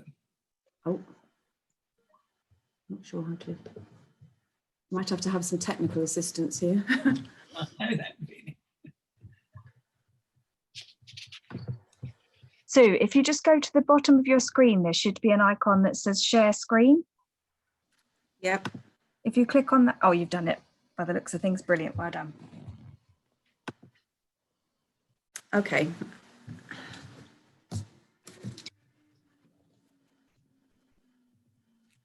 So the site is located, apologies, I have one update to make, which is the same as the previous application in respect of the PPLP, which has now been formally adopted, so the local plan review policies no longer apply. So the site is located on the Lees, with Longford Terrace to the east, Cheriton Place to the west, and Longford Way to the north. It sits between 2 4-storey blocks of flats on the Lees, with Priors Lees to the east, White Cliffs to the west, and number 1 the Lees is to the east of Prior Lees, which is a 10-storey block of flats. It's within the Lees and Bale Conservation Area, and the site comprises the Lees Pavilion and 2 surface car parks on either side. The Lees Pavilion is a Grade 2 listed building, set into the ground with a flat roof approximately 1.2 metres above the surrounding ground levels. It opened in 1902 and has been used as a tea room, theatre, pub and nightclub. It's been closed since 2007, since when it's fallen into a state of disrepair. The surface car parks either side originally contained 2 hotels. These were substantial Victorian 4 to 5-storey buildings which were demolished in 1998. The site is close to the town centre, as you can see from the site location plan, and within walking distance of many facilities and services. It's close to Bouverie Place Shopping Centre. The bus station is 400 metres away. The train station is about 1 kilometre away, about a 13-minute walk, and the harbour, beach and coastal park are all within walking distance. I'll just take you through some photographs of the site. This is the front of the Lees Pavilion. As you can see, these demonstrate how the condition of the building is deteriorating. On the left, this is standing in the western car park, looking west towards the back of White Cliffs. And the photograph on the right is standing in the eastern car park, looking towards Prior Lees in the foreground, with number 1 the Lees in the background. This is standing in Longford Way, looking at the back of properties in Sandgate Road, excuse me, with the rear of Longford Terrace on the right. And on the right, the right-hand photograph is the rear elevations of 4 and 5 Longford Terrace, which are closest to the site. The left-hand photograph is a side elevation of Priors Lees with number 1 the Lees behind, and the right photograph is facing north and the side elevation of 4 Longford Terrace. The photograph on the left is the side of the building close to Longford Terrace, which is on the eastern flank, and the right again is a wider photograph of the front of the building.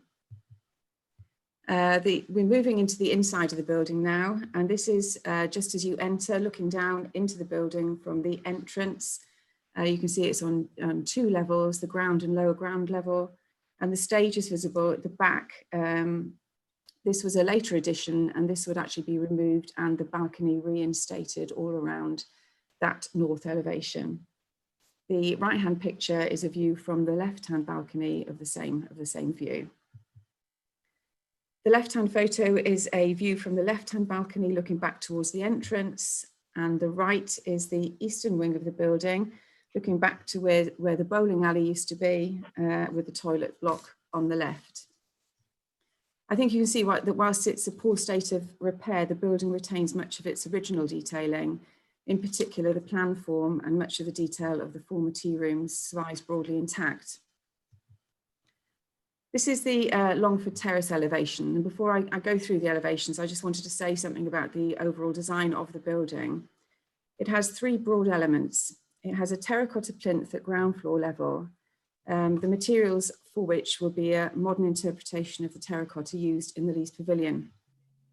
This wraps around all 4 walls of the building, which helps anchor the development and tie it to the pavilion.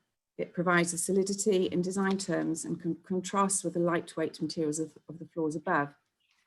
The middle element of the building comprises the first 5 floors and is set back from the plinth, which gives residents some privacy and also allows for landscaping, which softens the development. This is the most detailed element of the building, with balconies, curved glazing, louvers, zinc edging to the balconies, and recesses and projections on the side elevations. All of these elements make these floors distinct from the plinth below and the more lightweight construction of the top 4 floors. The design seeks to downplay the top 4 stories by stepping them in from the sides and front of the building below. The construction is more lightweight, and the parapet to the 6th floor caps this element of the building and reinforces the distinction. So turning then to this particular elevation, this shows the relationship to the adjoining buildings, and the difference in height is noticeable on this elevation, but in reality, because the street is quite narrow, this elevation would never be seen in this context. And you can see here that the plinth is shown at ground floor level, and one of the vehicular accesses into the site is off off Longford Terrace as well. The elevation also shows next to the entrance an access to a bin store for number 4 Longford Terrace with a secure door. This elevation shows the recessed balconies and projecting curved bay windows in the middle 5 floors, where materials are a mix of stone panelling and glazing. The top floors can be seen set back from the front, and they are predominantly glazed with vertical louvers, giving a light, more recessive feel. This is the Cheriton Place elevations. This is the opposite side elevation, if you like. Again, there are curved glass bay windows and balconies, which not only give the elevation attractive articulation, but they also serve to allow each flat to have a sea view, as well as providing privacy. This is the front elevation to the Leas. The elevation has a two-splayed wing, which sit either side of the pavilion. The corners are curved, and the balconies with zinc edging extend around the front and partially to the side. The 5-story element has a large amount of glazing, which would have given it too strong a horizontal feel, which would have been out of character with the traditional Georgian and Victorian architecture in the area. Amendments were therefore submitted, which introduced more solidity with a greater sense of verticality, visual impact, and interest. Vertical stone panels and louvers were introduced to the front elevation, which acknowledged the more traditional local architecture. The top 4 stories are set in from the sides of the building. They are predominantly glazed, which gives them a lightweight feel.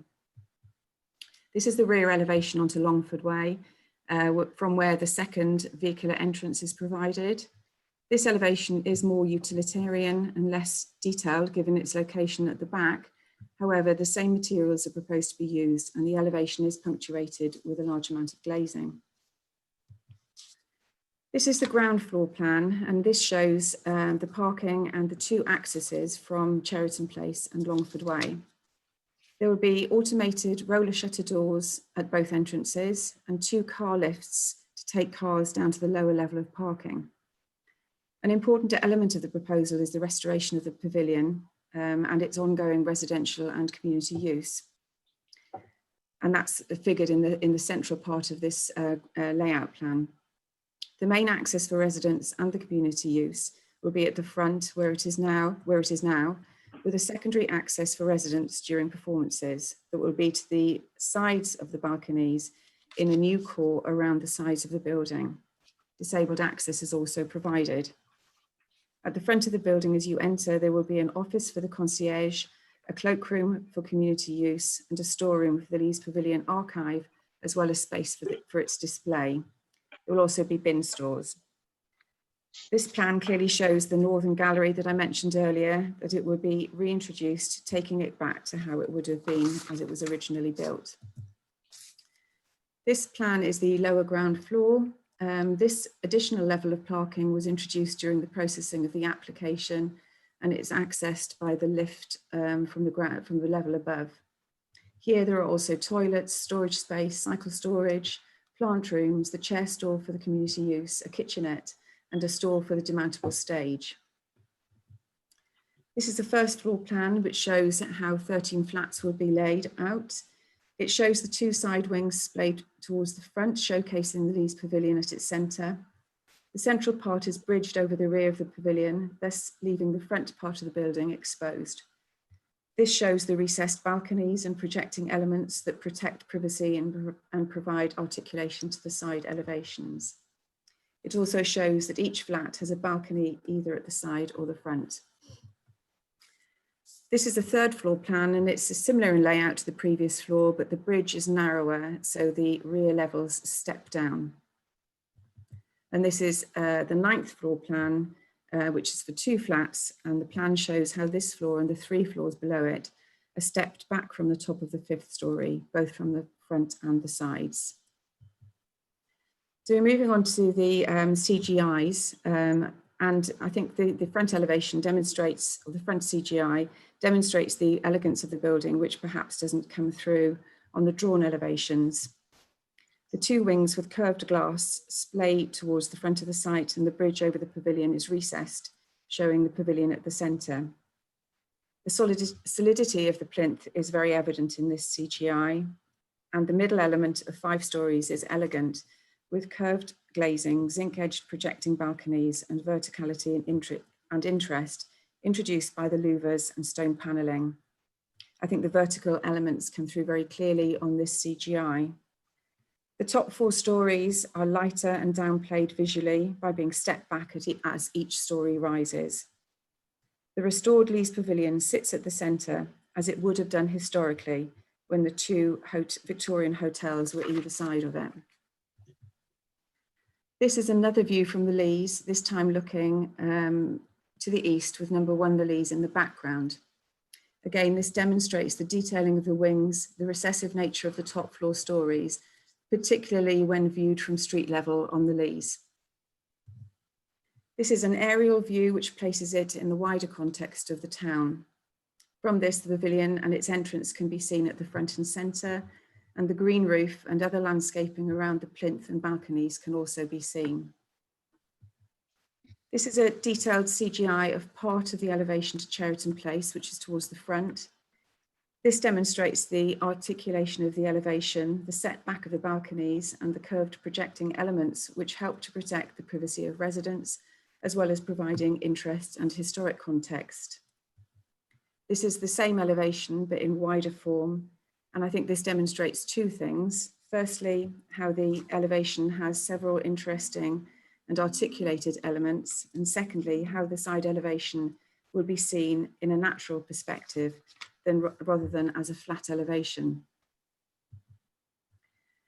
This is a CGI of the front of the proposal, and this shows how the Lees Pavilion will appear as part of the proposal.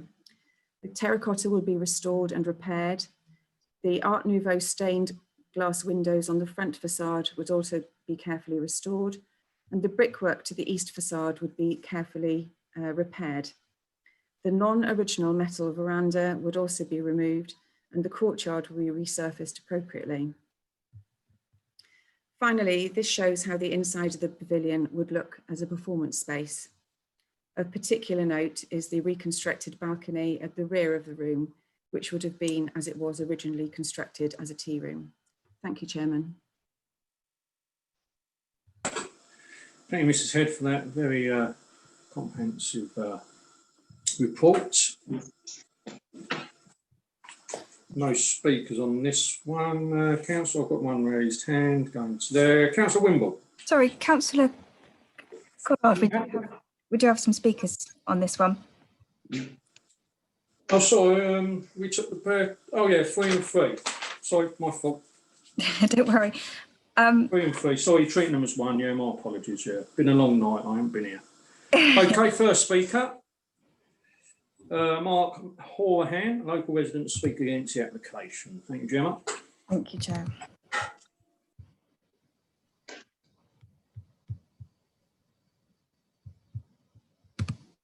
Please glance at figure 3 in your pack for 2 seconds. What did you see? How about figure 2? The officer states that the listed building remains a key focal point. In fact, its special context is obliterated. Ugly past mistakes next door and hotels built to attract thousands nearly a mile away are not an excuse for excessive height, nor is the previous scheme, whose scale and form was accepted, a few stories shorter and didn't penetrate the pavilion. A scheme, the officer states, is not a material consideration, so please disregard it. The flats dwarf and dominate the pavilion and surroundings. There is harm to both a listed building and a conservation area. The car parks aren't unsightly. They're functional and unobtrusive, yet we lose these and more on the seafront. All are full in summer. Neighbours already suffer. Lack of venue parking will exclude the elderly and disabled. Playdale Gardens is dangerous to them without pavements, whilst the bus station and other car parks are a hike. Traffic on busy narrow roads with width and weight restrictions will increase, where deliveries for Town Walk already cause obstructions. The approved application had a tree survey. The tree remains on site, but is not mentioned on the form. What will happen to it? The officer failed to address this raised point. The viability assessment is weighted to excuse funding affordable housing, open space and play facilities. It assumes discounted sales within the building, but what first-time buyer can afford a luxury home? Why not build cheap housing elsewhere per the former plan? Nor does it consider the income from hire of the venue, which could easily have tripled with all year opening. Being hireable only 4 days per week plus weekend once a month, 100 days per year, and only lunchtime or evening is wholly inadequate. The building is off limits to the public for more than half the year. The officer is wrong about controlled public access. The pavilion had shops at the front till the 70s, then the cafe, and finally a pub for all to enjoy. A venue capacity of 100 seems small when the theatre held over 400. Suggesting noise limiters from day one rather than adequate soundproofing is worrying, as they're challenging to work with. Saying gigs aren't allowed is poor wording. Even stand-up comedians and folk singers do gigs. If they mean rock and club music, even an orchestra or piano can exceed 90 dBA. It's sad to see the world's first music town losing its venues and the accolade not leveraged by the council. When I worked at the Metropole, we faced constant resident complaints about events. I fear a repeat here. It feels first and foremost to be their lobby, and the community offer is a folly to gain approval for flats. I don't think it's trustworthy, as residents of all buildings will tire of conferring for each application before their reps vote. And 3 months advance notice means a last-minute hire, say a knitting club, is impossible. This is being sold to us as the last and only option when it's merely the most profitable. The council should have forced repairs years ago, and even the served notice has been ignored. You have allowed the building to be neglected for a decade and could have compulsory purchased it for £1 according to the viability assessment value. We can do better for this building.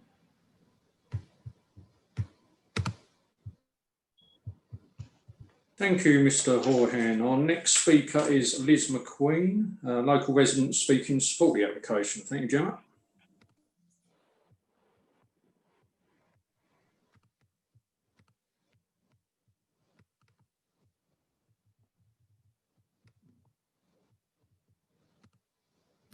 My name is Liz Mulqueen, Chairman of the Friends of the Leas Pavilion. Our sole aim since our inception in 2015 has been to save this building with a rich history and a prominent location on Folkestone seafront, which had already been closed for 5 years with no prospect of reopening. It was in a state of disrepair which has only worsened to this day. We actively engaged in talks with Churchgate, the owners, in the hope that they would grant us a lease so that we could apply for funding for restoration, with a view to turning the pavilion into a community hub, but with commercial uses in order to fund ongoing maintenance. Unfortunately, these talks came to nothing, which is understandable given the value of the plot of land on which it sits. Thorough investigation of what it might cost to buy the full site, restore the pavilion and professional fees showed this to be close to £10 million, not an amount we could raise alone. In the meantime, we felt it important to raise public awareness, and with the help of many celebrities, this has been very successful. Just over a year ago, we were introduced to Gustavia and to Holloway, and we entered into talks to see how we could save the pavilion and plan for ongoing maintenance funding. As a result, we now have an application before you, which will see the building restored to its original 1902 layout, and we are satisfied that the apartments surrounding the pavilion will also be of the highest quality, a view shared by Historic England, which considers the proposal to be a sensitive scheme which will enhance and complement the pavilion. We have been actively engaged in the Heads of Terms Agreement for community use and are wholly satisfied that this will achieve its use for recitals, theatre, youth groups and a place of learning, and will realise its ambition as a stunning venue for the town. We are also pleased that permanent exhibition space and storage space for our historical archive of the building has been included. We, the Friends, are confident that this will be a success, but the bigger question is this: if this application fails, what future is there at all for the Lees Pavilion? Before us tonight, we have a concrete proposal to fund the restoration and ongoing running costs of this much-loved building without recourse to public funds. It's the only opportunity we've seen in 5 years, and we fully support it. Elected members, it is now solely down to you to decide the future of the pavilion. We're excited, we're nervous, but above all, we're hopeful. Please grasp this opportunity with both hands and make the right decision to save a building of which we can be proud and bring it back to use for the community and for Folkestone. One day this site will be developed, but today, with your help, we can restore it for future generations to enjoy. Thank you. Thank you, Liz. Next speaker is Councillor Richard Wallace on behalf of Folkestone Town Council to speak on the application. Thank you, Gemma. Thank you, Chair. I'm going to read this one out. The Planning Committee of Folkestone Town Council objects. It finds the local objections of Pat Cox, John Dean and Mark Harahane particularly informative and were struck by Miriam Margolis's theatrical comments. The committee summarised in its objections in parish comment 050820, see below. But to cut these into 3 minutes for the record. 1. Most local people prefer the earlier 68 flat scheme, which was lower and more in proportion with the surrounding area. The new scheme is massive and out of character, although some like the design. The committee feel that the original developers and indeed the experienced Shepway planners who perused their plan for viability could not have been so wrong that an increase from 68 flats to 91 flats is required to secure viability. The area for a community use of 100 seats is not several £1 million more expensive to build than a large foyer of necessarily similar quality. By comparison with the older Carlton Lees, the gross development value per flat must be about 400,000 or 9.2 million extra for 23 flats. The Lower Sandgate Road 84 flat Dehaan development has much greater building challenges, but it's apparently viable. 2. The majority of the committee felt that the reduction in social housing from the 27 originally offered as a come on in 2008 to 5 was too great, and that the normal 30% should be followed. As a concession, this could be in the potential Victorian flats over Sandgate Road shops, leaving the core development alone. The 5 flats already provided are Victorian conversions. Councillor Wallace dissented, feeling that the community facility and the need for less bulk and height could justify an offset. The Leas is quite congested with parking spaces across the road, which would have to be reduced for deliveries, etc.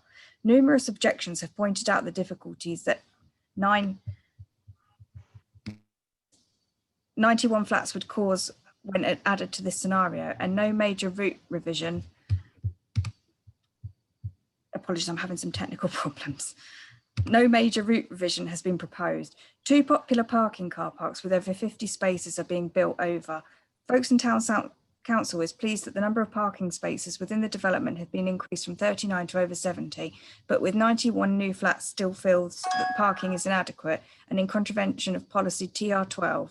The existing local residents and shops already have problems with parking and access, which will clearly get worse. 91 households of extra customers are good, but not if their cars make parking for others impossible. In brief, the committee would expect a further increase in parking, possibly underground, and offset against excessive cycling provision, steep slopes, large percentage retired, etc. 4, a practical venue of about 100 capacity as proposed is disappointing but supported, provided it reflects the Edwardian history in its architectural detailing, e.g. imitation period, skirtings and mouldings. The committee is concerned that the community use is not rendered unusable by planning conditions, and committees that can be packed to give hostile residents power to defeat too many potential users. The heads of terms are criticised at greater length within the written submission, but in brief, the prohibition on gigs is too vague and could be abused by a management committee. Perhaps disreputable elements or crowds that won't be seated can be refused. Hiring charges should be reasonable for obvious reasons. The 3 months notice required for any event is too extreme. There should be 3 months notice only for a theatrical event or an event allowed to draw more than 60 people. For ordinary groups, it should be 6 weeks. The planning condition should state that the controlling committee should be expected to give blanket annual permissions to recurring meetings by recognised charitable or local groups, provided they don't draw more than 60 or whatever people. The authority of a concierge to prevent access to the block is understandable, but the committee want a system, possibly a card membership or ratepayer system, which allows a wider range of local... Yeah, Gemma, sorry to interrupt, but 3 minutes is up. If you could finish the sentence you're on, please. Thank you. Okay, because of these worries, Folkestone Town Council and other statutory consultees ought to have sight of the conditions on community use before final planning approval if given. And Gemma, thank you for that. Our next speaker is Councillor Laura Davison, which is, I believe, Laura is with us, ward member, to speak on the application. Laura, you have 3 minutes. Start when you're ready. Thanks. And thanks to all the ward residents who've contacted me and to everyone who's worked hard to try and protect this wonderful piece of our heritage, the pavilion, for the community. This is a common aim that unites us. However, as a ward councillor, the comments I've received have been overwhelmingly against this development. I'm going to summarise the main issues for the committee.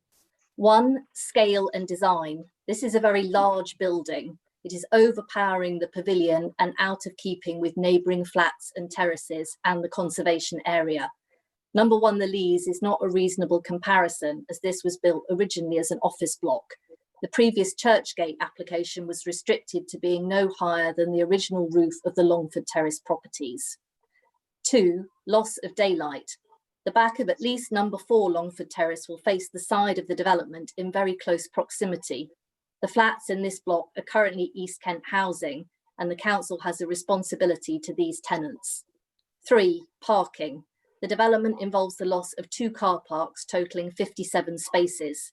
There are fewer parking spaces in the proposed building than flats, and there's no provision or disabled provision for those attending future events at the pavilion. Parking is already under severe pressure on the Leas, and in summer this is worse. 4, local roads are unsuitable. Longford Way has a 3-ton weight limit. Longford Terrace is the access for lorries to deliver to Iceland and McDonald's, and photos show the congestion that happens when lorries arrive here at the same time. Local residents see these problems every day. 5, wind. One resident sent me photos of a neighbour badly injured after being knocked over in the wind in this area, and there's been no impact of the assessment of this development on wind. 6, no affordable housing provision. We desperately need suitable and genuinely affordable housing for the town. We do not need more luxury flats. 7, community access to the pavilion is not guaranteed. The Metropole used to have an art gallery, a pizza restaurant and a gym. Now it has none of these. In future, the rights of private tenants living in the block could outweigh the community. The heads of terms document is weak. 8, construction. Health fears about noise, dust, dirt have been vividly described. Residents want a guarantee they'll be consulted about the development management plan. 9, the poor state of the pavilion now. There should be a condition that immediate works needed are carried out within a specific and swift time frame.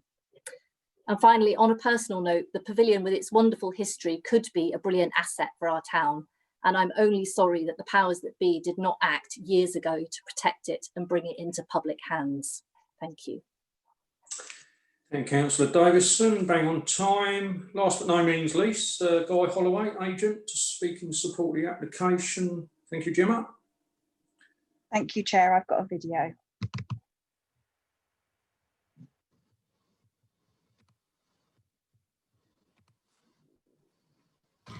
The Lees Pavilion was built in 1902 as a tea room and is famously where servicemen would have their last cup of tea before going to the front.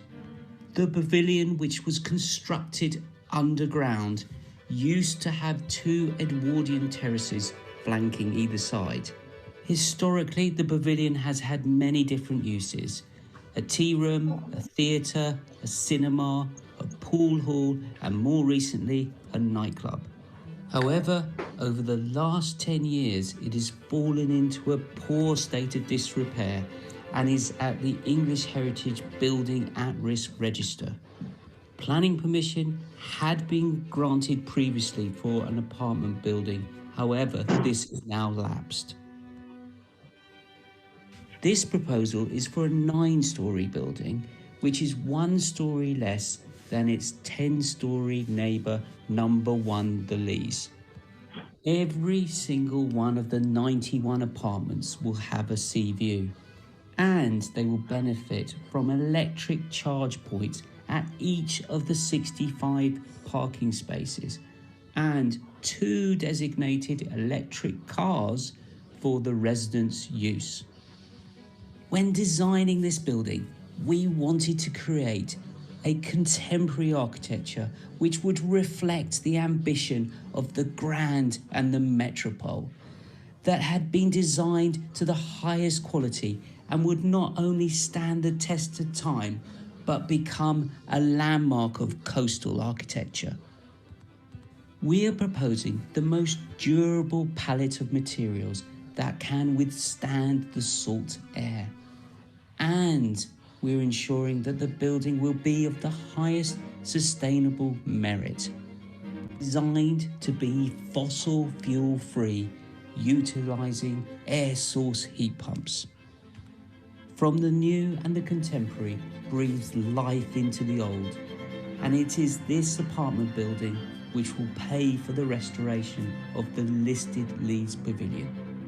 Every project should have a gift, and we would like this gift to be a new venue for Folkestone, which will complement the Lees Cliff Hall and the Quarter House, benefiting youth groups and the community, creating flexible space for theatre and music to be enjoyed.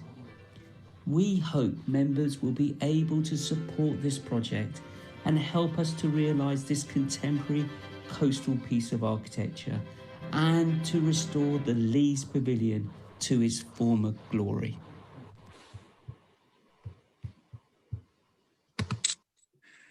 Thank you, Mr. Holloway. Councillors, I've got Councillor Wimble. Thank you, Mr. Chairman. Wow. This could be such an exciting development. Many of us went to the pre-application where we've talked through it. There's a few things that do concern me. I've made so many notes all over my piece of paper. I'll just run through some of them. The 3 months for the booking of the venue wouldn't really work, in my opinion. The last time I went there was for a local musician, Bob Coulthard from the Maroon Dogs, had his wake there. So if somebody dies, it'd be an ideal venue for a wake or something like that. But you can't book that 3 months in advance. For me, it's all about two things. The Lees Pavilion itself is just a stunning, beautiful building. I performed there years ago. I started in 1982. I used to do regular gigs there. The acoustics of the building are superb. Nobody else is going to come along and rescue this building. People have tried. The people who bought the land tried to do it. They tried to build flats. They wanted to do something. Somebody even wanted to demolish the Lees Pavilion and just build flats on it a few years ago. Last time I was on the council, I just think that this could be a real landmark building. Everybody likes Victoriana and Edwardian buildings and all the different buildings from back through the years. But if you stand still looking backwards, you never go forwards. And I think this could be a building that would be a real landmark for Folkestone. And I think it's just amazing. Like I say, we all went along to the pre-application meeting. It's unusual to have so many people. I mean, I didn't declare that I'd been lobbied because I know all of us were sent different information on this, and certainly at the pre-planning application as well. It's a great building. It's a landmark building. It's a statement building. And I get why people say things like, well, where's the affordable accommodation? And, you know, as a council, we're very keen on affordable accommodation, but you could not put affordable accommodation in this building and still get the money to, I think, I might just be making this up, but somewhere from the back of my mind, I seem to remember the pre-planned application that the cost of renovating the Lees building itself was about £4 million. You know, if you can start putting affordable flats in there, you're not going to get it done. If it's delayed too much longer, you will lose the building. The building is a terrible state of repair. So it's almost its last chance saloon. Now, some people might not be that bothered by it, but it is part of the heritage of Folkestone. I think it's so important that it's looked after. And I thoroughly would recommend that we accept the planning application set out in this proposal. Happy to second, Chairman. Thank you, Councillor Hollinsby. Quicker to the button than me. I was just about to ask Councillor Wimber if that was a proposal. Obviously it was, and seconded by your good self. We have 9 speakers, councillors, so new information will be appreciated. The second councillor to speak is Councillor Fuller. Thank you, Chair. Just before I move on to my substantive point, I just have a quick question. It mentioned in the documentation that Longford Terrace was pedestrianised. Now, I know a bit of it is, but I just wanted to make sure that I hadn't misunderstood and that the car park for Iceland is still a car park. So could an officer just clarify that? Yeah. Yeah, sorry, if I can answer that. The part of it is pedestrianised where it meets Sandgate Road. Yeah, okay, that's what I thought, but I just wanted to make sure I hadn't missed the change. I mean, looking at the application overall, it's quite substantial. It's going to be a very deep building. I think the height of the building isn't as much of a concern, not just because of number one, the Lees, but also actually if you go further up the Lees near to the Lees Cliff Hall, you've obviously got, I think it's a 7-storey building there, which has some similarities actually in terms of the form. It doesn't look as good, but and so on. And I'm really pleased that they are preserving the club, as it were, and that's going to come into public use. Or at least some public use. I suppose my concerns about that aspect of it. In terms of the public usages, will that actually be something for licensing to be involved in, or is there actually some mileage, shall we say, in planning conditions around that? And then the second question, just on because social housing is important, I assume there's SIL payments on this. I didn't see a notice of a section of any section 106, and I assume there probably wouldn't be because of the viability assessment. But realistically, apart from the 5 affordable units, what sum or what amount will we have that could be used on top of those to contribute to more social units around the town?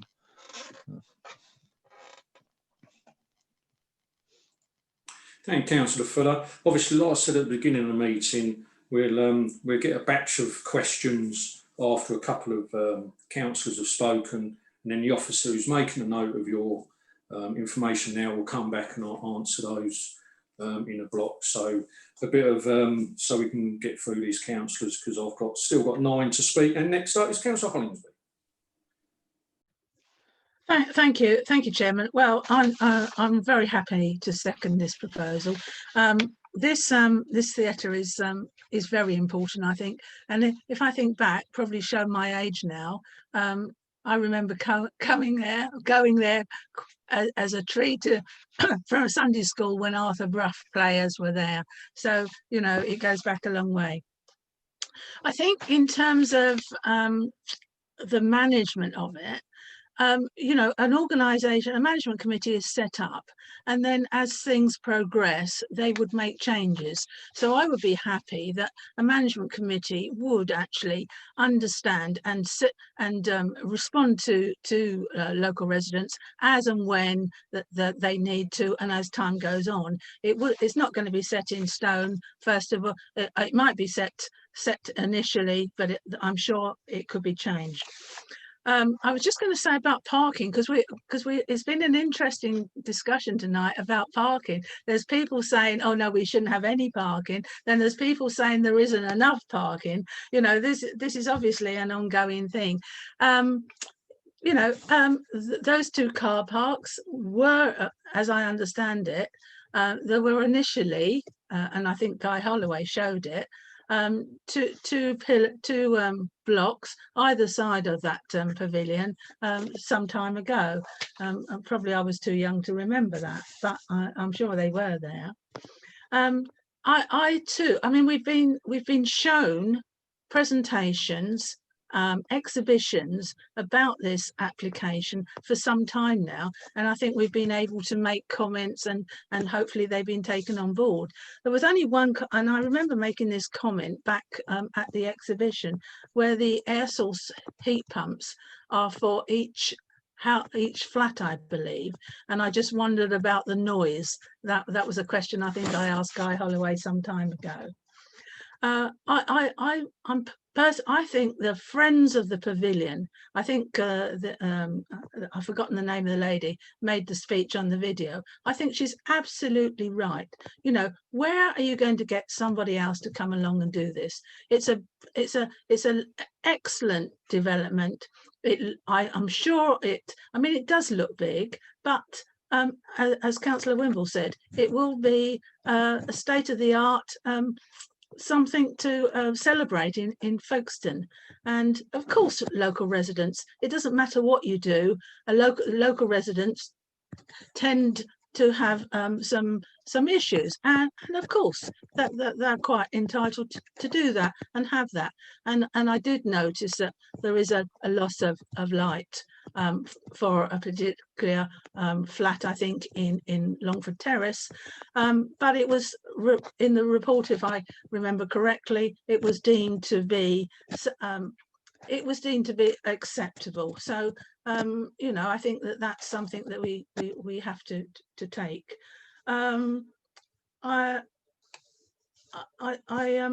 So all in all, I think the refurbishment of this building and the creating of 90 or 91 flats, I think, all with a sea view or a glimpse of sea view, I think it says in the report, I'm very happy to support. And I'd just like to welcome Sue Head back. She's returned to us after some time. She was here quite some time ago, and it's really nice to have you back, Sue. Thank you, Mrs. Hollingsby. It's nice to be back. Yeah, excellent. Welcome back. It's good to come back. Obviously, Folkestone Hive District Council all the way forward. Thank you, Councillor Hollingsby. Councillor Keane to speak next. Thank you. I've been looking at this for a couple of days. It's been on my desk, and I just wonder what the original architect, Reginald Pope, would think of what we're doing. And I wonder what else he'd think about the way that not just Churchgate, but us as a district let that building fall into disrepair. It's got real meaning to me. It was one of the first places I went to when I moved to Folkestone, and I fell in love with it then. But my biggest concern is, and it really is a concern, with what's going on down on the seafront and this, we're going to have 1,100, you know, top of the range apartments and houses. What about some social housing here? You know, we keep giving permission for this kind of development, and we're doing nothing for the housing problem of Folkestone. Another thing, as my colleague said, the parking. You know, parking is an issue, and parking in town is an issue, and it puts people off of going in and spending in our local economy. And our local economy isn't doing very well since COVID started. You know, 65 spaces for 91 flats, whether those cars are petrol, diesel or electric, there's not enough spaces. The disruption for the local residents who are already living there and local businesses is going to be astronomical for them. And I just think, you know, that is going to stick out like a sore thumb. It really is. You know, everyone's saying it's going to be, you can compare it to the Grand and the Metropole. You can't compare it to either of those buildings. And I am also concerned about the social use, because like Councillor Hollandby says, agreements could be changed. So 6 months down the line, they could say, well, actually, you're not using it at all. So I will definitely be voting against this. It's not, it just doesn't look right for our town, and it is our town. Thank you, Councillor Keane. I still have 6 councillors to speak. First being Councillor Fuller, then Mead, Jim Martin, Treloar, Philip Martin, and back to Councillor Hollingsby. So, Councillor Fuller, away you go. Not sure what happened there. I've already spoken, but thank you.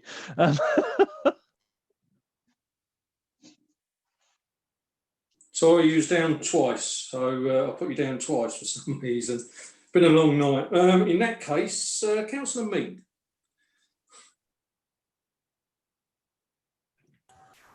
Thank you, Chair. I'm really torn on this one, really torn. But I feel that one of our heritage buildings is being held to ransom in order to put 91 luxury flats, which, I'm sorry to the architect, to me looks like a lump of a building and is totally out of character for Folkestone. So I've got a problem with the size of the building. I'm very happy that their residents will have sea glimpses. It's just a shame that they're taking it away from all the other flats in the area, which doesn't seem very fair. I have huge concerns about the access to the pavilion. The pavilion is a heritage building, and as such, it will actually give those flats, no matter how many are eventually agreed on, a kudos. It will be a wonderful reception area and will actually send the price of those flats up. But the locals who have loved this building for many years, and in fact, I do believe that the repair notice that was given by the District Council was because of local pressure and was never put through, 100 days a year, one weekend day per month. That is not enough. I think that we need to be looking at these conditions in far more detail before we agree to anything. The 90 decibel range is an interesting one, because I used to be a musician back in the day, and I know Councillor Treloar still is, and I know Councillor Wimble, sort of like is a DJ. 90 decibels is nothing, absolutely nothing. When I get singing, I can break 90 decibels. So what sort of entertainment are we actually going to have in there? I think there's an awful lot more work needed on this before we agree with it. So that's what I have to say. Thank you. Thank you, Councillor Mead. Councillor Jim Martin. Thank you very much, Chair. I will do you all a favour by not breaking into song personally, because I think I could match Councillor Mead for decibels. Yeah, I went, like everyone else, I went to the planning briefing, and my big concern then, as it is now, is no affordable. This will be a private rich person's enclave, and I don't see a huge benefit in the context of the overall town. I'm not, that concerned about everything else. The scheme it's too big. The previous scheme was better, as many other people say. I was particularly interested in one of the objections, and I quote, "It's an attempt to graft the head of a rhino onto a gazelle," which I thought was pretty good. I think the business case is poor, as Councillor Mead has just alluded to, and I am a naturally suspicious person, and I see suspicion in this because 100 days, how viable is that going to be? It's not going to be a commercial operation, and within 1 year, 2 year, 3 year, 4 year, whatever it is, possibly no one's going to have access to the Lees Pavilion because it's not going to be commercially viable. I don't know that. It's just, I'm a suspicious individual. I think that, however, I hear what the Friends are saying. I've read what Historic England have said, and I support, I would do everything to get this building restored to its former glory. I never saw it in its former glory, but I understand it was spectacular. So, I would do anything to find a way to make this happen, but I don't know whether this is, this scheme is the right way or not. So I am, believe it or not, I haven't made my mind up yet. I am torn between is this the way to restore this building or isn't it? The rest of it is just facilitating it. Thank you. And Councillor Martin. Moving on to Councillor Philip Martin.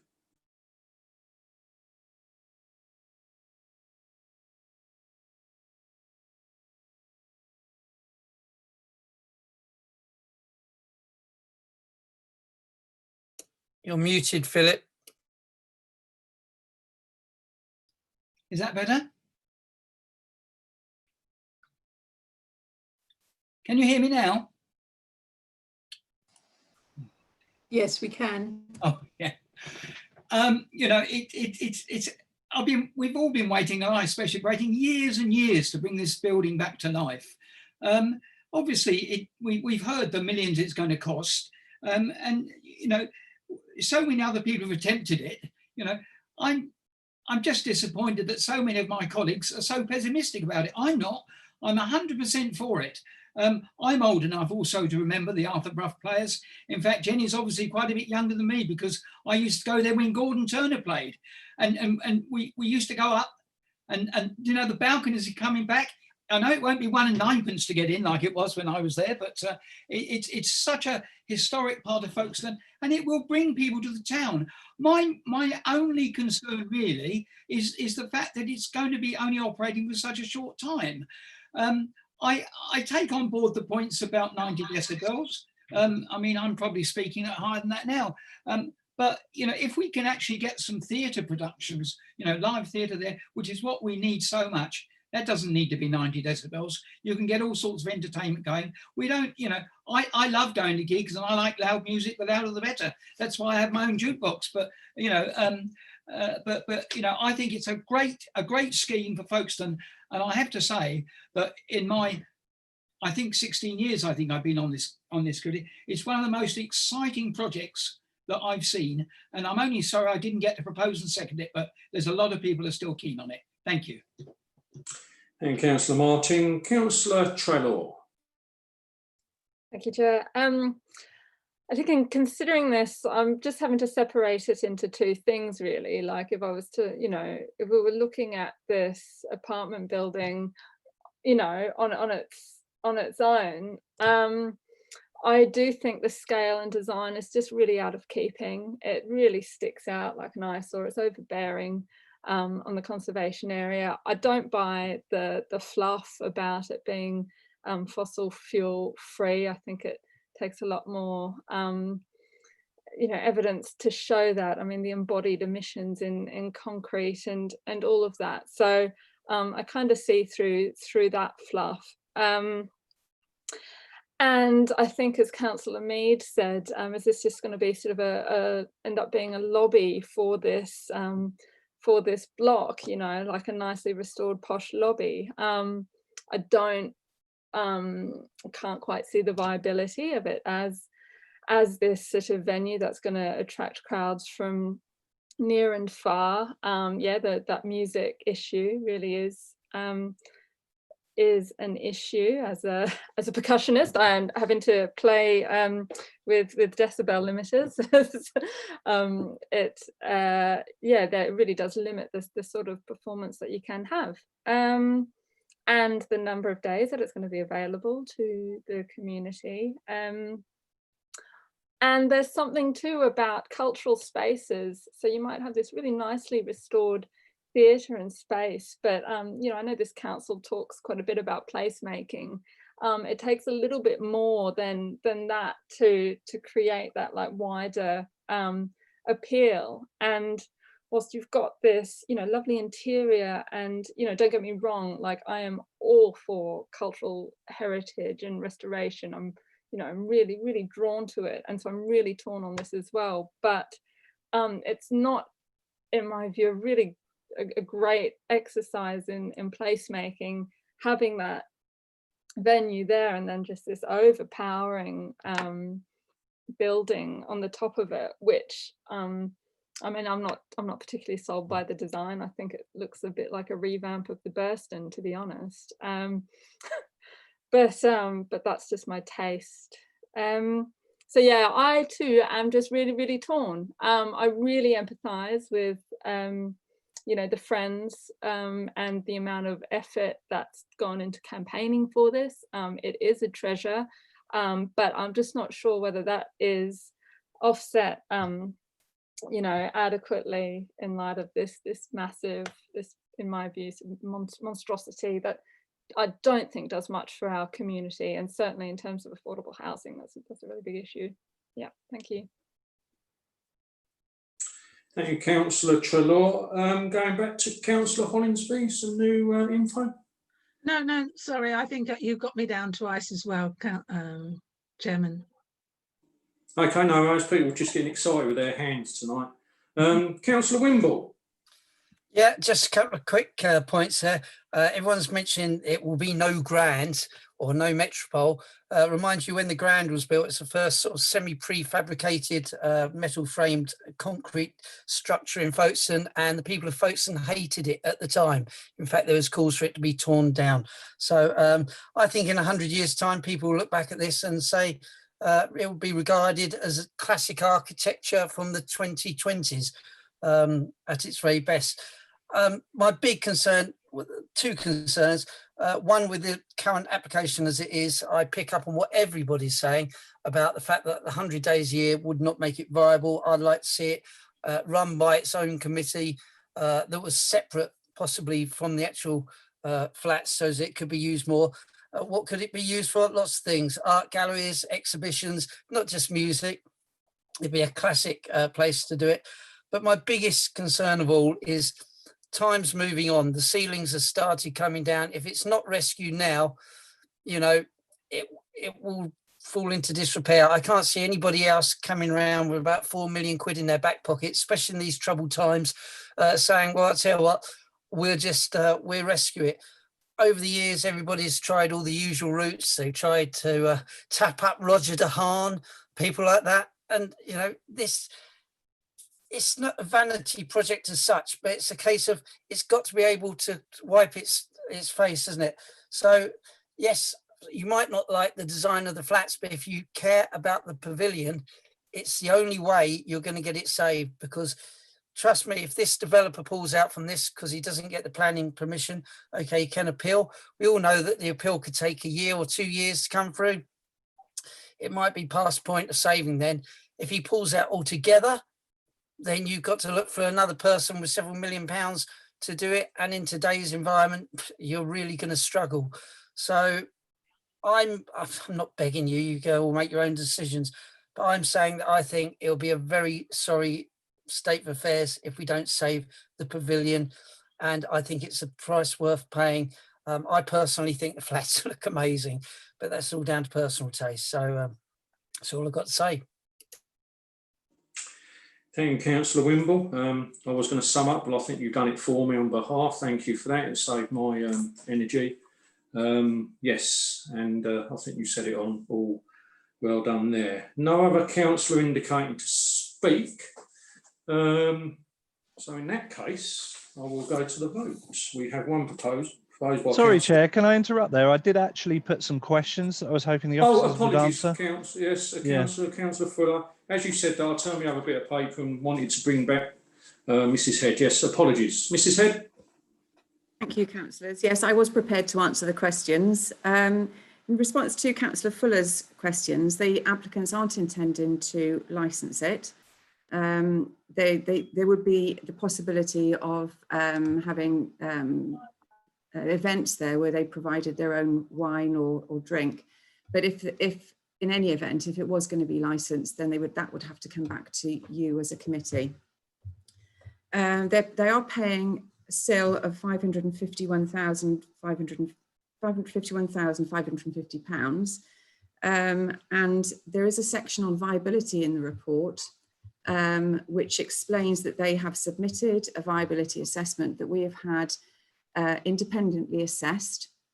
And that independent assessment has agreed with the conclusions in the viability assessment that whilst they can pay their SIL value, there is no other money available for any other Section 106 contributions, including affordable housing.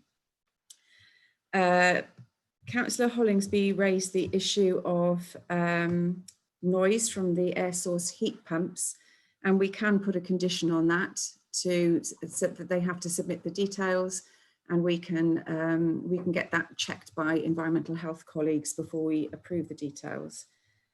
I think Councillor Keane raised an issue about parking, and all I would say is that our parking standards are maximum, and they are providing 0.7 spaces per unit.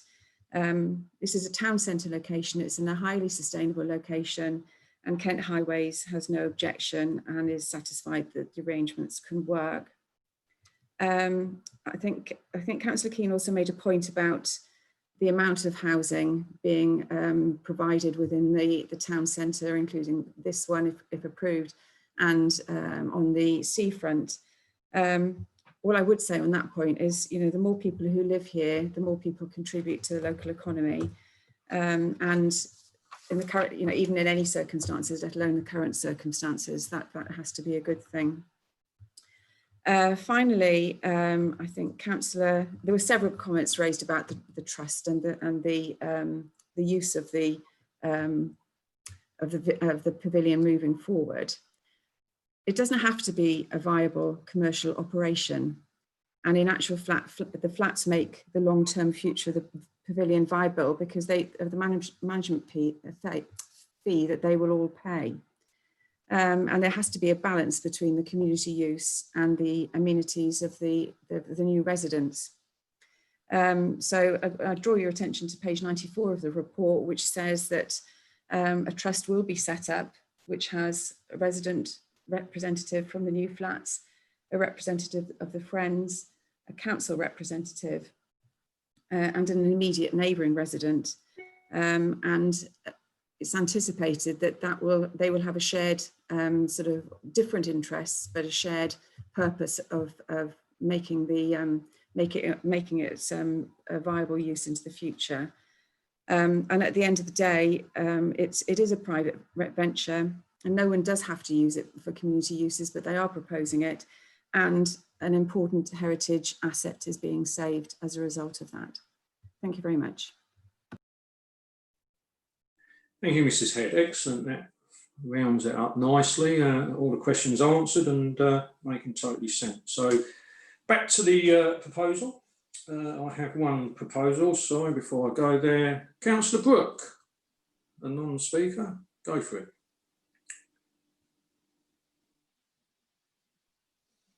Sorry, I put my hand up quite some time ago.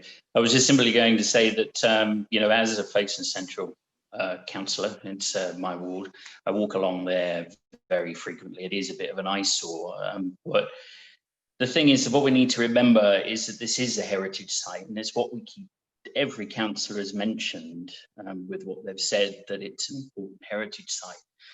The Friends of the Lees Pavilion have been fighting this for years. They've been raising funds, raising the awareness, and it is only now that they've actually said that this is the scheme that will save the pavilion. So to me, that has sold it. So I will be voting in favour.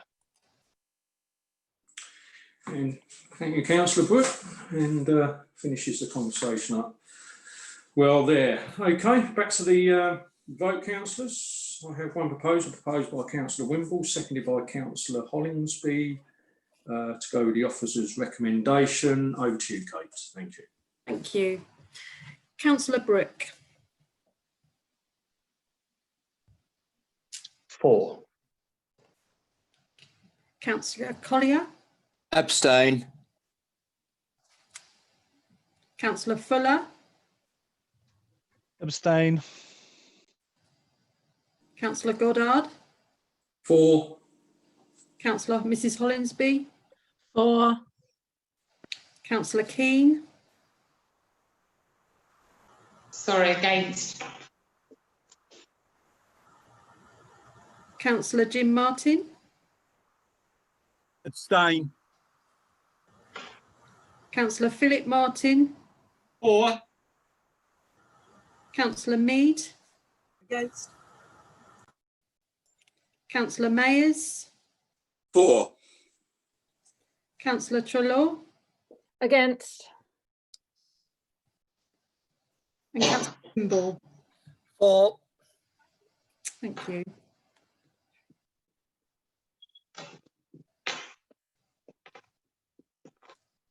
I have 6 for, 3 against and 3 abstentions.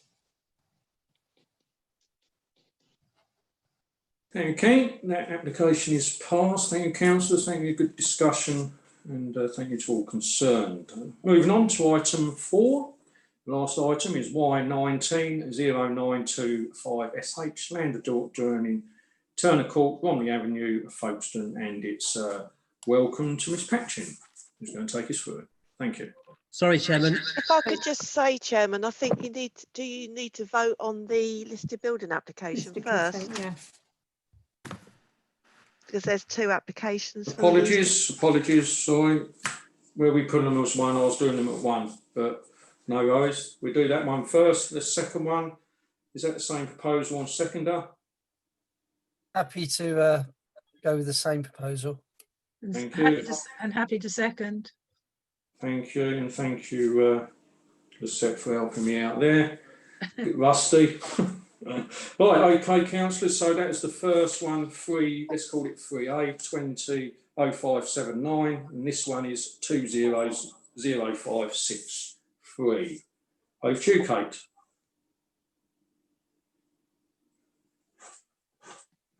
Thank you, Chairman. Councillor Brooke. 4. Councillor Collier. 4. Councillor Fuller. Abstain. Councillor Goddard. 4. Councillor Mrs. Hollinsby. 4. Councillor Keane. Abstain. Councillor Jim Martin. 4. Councillor Philip Martin. 4. Councillor Mead. Abstain. Councillor Mayers, 4.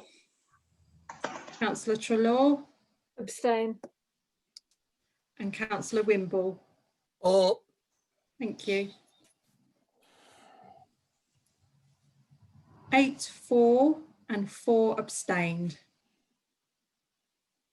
Thank you very much, Kate. Thank you, councillors. Right, moving on once again. Take 2. Y19 0925FH. Land adjoining Turner Court, Romney Avenue, Folkestone, and Miss Patchin's going to take us through it. Thank you. Thank you, Chairman. I'll just bear with me, since it's the first time I've done this.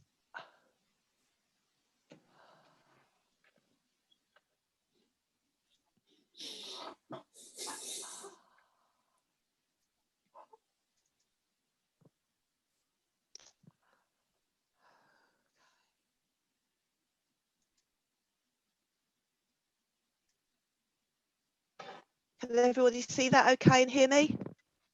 Yes, all good, Lisette. Excellent. Yep, I'm sorry. No worries. Okay. Carry Phew. on, take your Right, time. okay, yep, okay.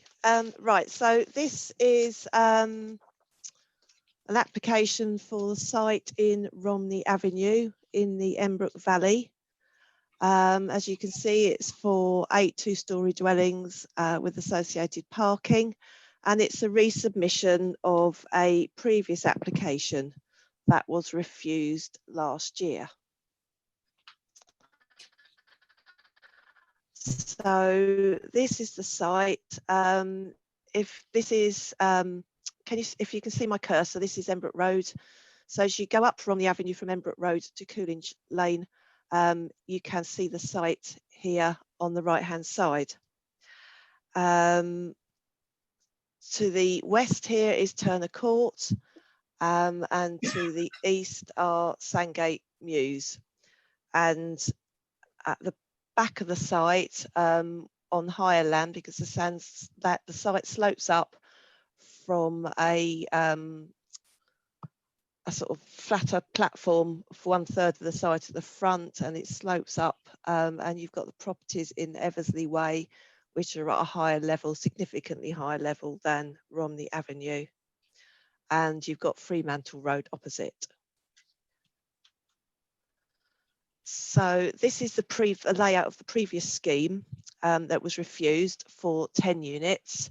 The main points to note are the 2 terraces of 3 units here, the 2 access roads, and the fact that these units at the top are were proposed side on to Romney Avenue, which isn't a good design.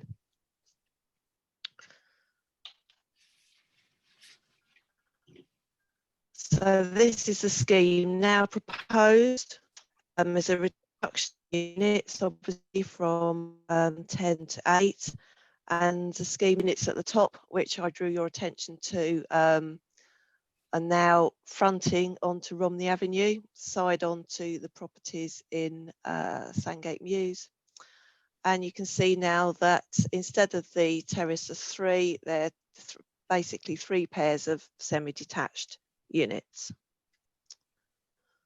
So just to take you through the site photos, so this is from Romney Avenue, and the building on the right is Turner Court. And this is looking across the site from Romney Avenue, and you can see the tree, the bottom of the tree lined slope there. And a view looking up Romney Avenue, and you can just see Sandgate Mews at the top of the hill there. And this is a closer up view, so you can see Sandgate Mews properties backing onto the site. There are some trees at the top end of the site which would need to go to accommodate units 7 and 8, but a large majority of the trees at the rear of the site would remain. This just shows the difference in height. I'm standing in Romney Avenue taking the photos, and that's the property in Sandgate Mews. So you can see the land difference of their gardens and their house to the land levels in Romney Avenue. This is looking down Romney Avenue, and you can see 1970s dwellings on the opposite side, very uniform, two-storey clad terrace dwellings. And again, looking up, similar style going up the road. So this is the scheme that was refused. It's a different design to the current proposal, which you'll see next. Different materials, dark three-storey properties, dark materials. The access road that was proposed at the top of the site, and the large retaining wall and side-on view that would have been presented to Romney Avenue. And that scheme was refused for a number of reasons, which are summarised in the committee report.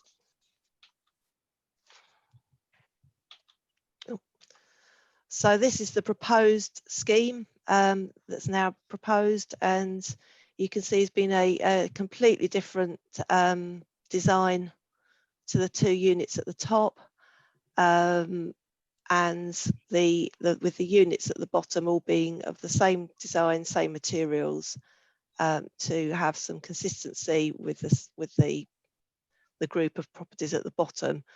And it was considered that, given the separation and the differences in the types of design of dwellings and buildings in the locality, that having a different design at the top of the site would add interest and work within the street scene. And you can see at the back the bank, which is proposed to be retained as undeveloped because of the steepness of the bank. It's just not possible, it's not practical really to develop it, so it would be retained as an undeveloped bank. And there is a condition requiring a management scheme, a maintenance scheme for the management of that treed bank to the rear. So you can see in more detail here the units, and these are units 1 and 2, so they would be fronting Romney Avenue, and you've also got the sections showing them in relation to the slope.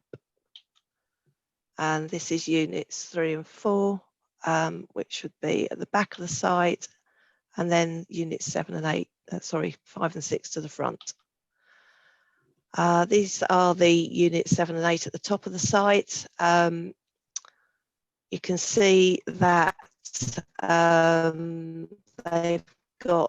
proposed to have a granite plinth overhanging first floor to give appearance, more lightweight appearance of floating, a timber clad pod on the roof with a pergola, which would provide the external amenity space. In the previous scheme, these properties had gardens, traditional gardens, but in order to achieve that, because of the steepness of the bank at this part of the site, there were quite significant retaining walls, which you saw, which would not have been particularly attractive. And so after discussion with officers, it was considered the best way forward really would be to not have the private amenity areas on the ground, and this would mean that retaining walls weren't needed, and then to have the external amenity areas as a roof terrace, which creates a rather unusual design and some variety in the street scene.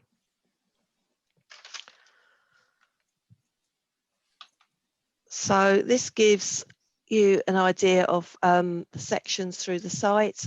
So you can see in red the existing ground level and the proposed ground level in grey. So you can see how the buildings at the bottom would sit within the existing slopes of the site.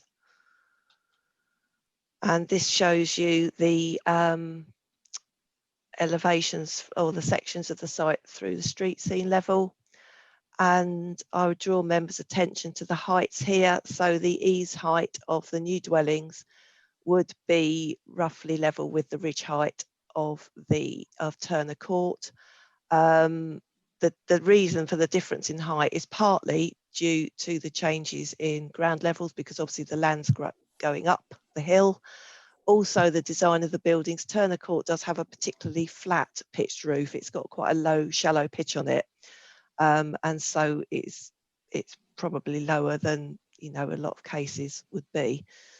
But given the fact that it's a roof slope going away, haven't given this a lot of thought. I think really that is going to be an appropriate relationship within the street scene.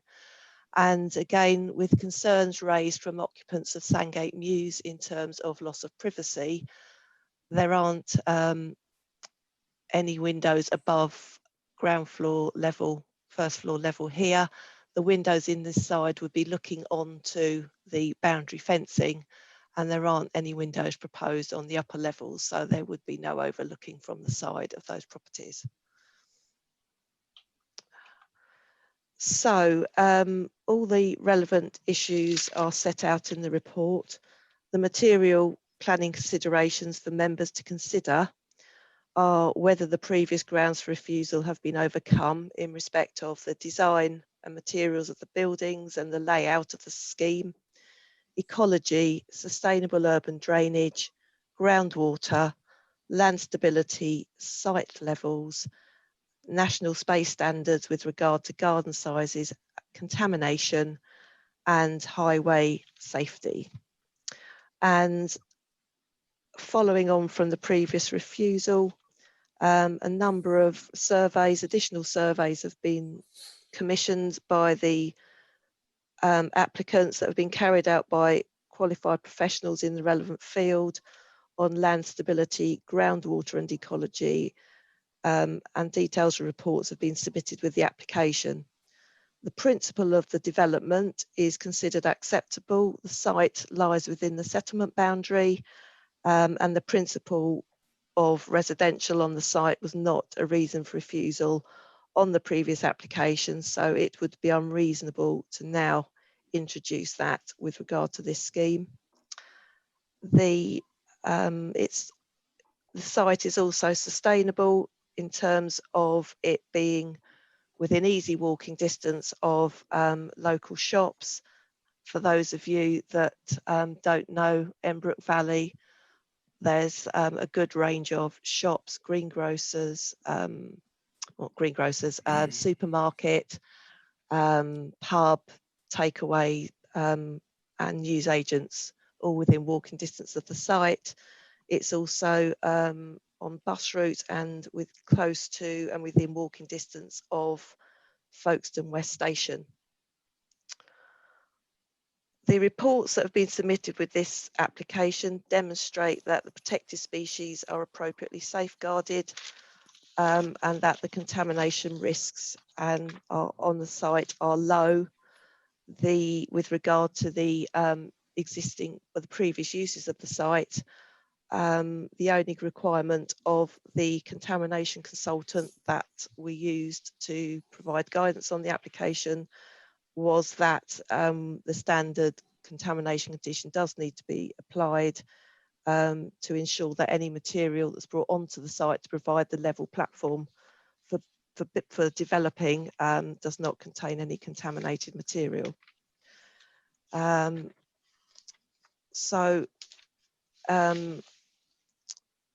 site does have a large number of constraints. There's no doubt about that, but the reports that have been submitted have demonstrated that the site can be developed safely.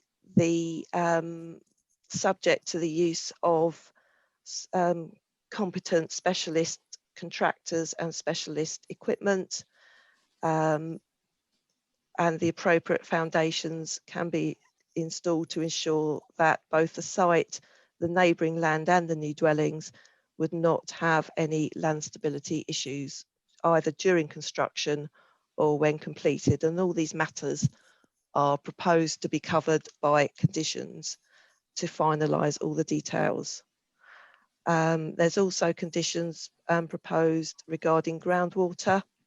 It's been demonstrated that the groundwater can be dealt with safely within the site without causing stability issues. through a series of weep holes and drainage within the site. And in actual fact, they would actually result in less groundwater due to the surface water drainage systems that would be implemented as part of the development. And again, all this can be dealt with and ensured by condition. The officer's report demonstrates why the design and the materials are now considered acceptable. The only unresolved matter with regard to the previous grounds for refusal was to do with the garden sizes, which do not still meet the 10 metre set out, which is now the applicable local plan having been adopted. However, the gardens are of reasonable width, and the issues regarding the gardens, it's due to basically the steepness of the site and the land levels within the site, and it's not possible to achieve gardens of any greater length than they are already. So in conclusion, although the site has a number of constraints, with the exception of the garden sizes, all the previous grounds for refusal on the previous application have been satisfactorily overcome. The design and layout and materials are now considered acceptable, and the reports that were missing from the previous application have now been provided and demonstrate that the site can be safely and satisfactorily developed. Conditions regarding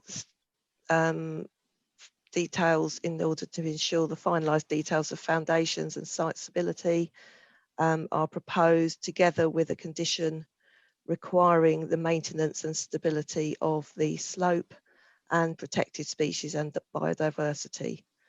Although the standards for external amenity space cannot be met, members need to balance this against the physical constraints of the site and the benefits of developing the site to provide much needed housing, as well as securing the long-term management and stability of the undeveloped part of the site and the overall site, including the development platform.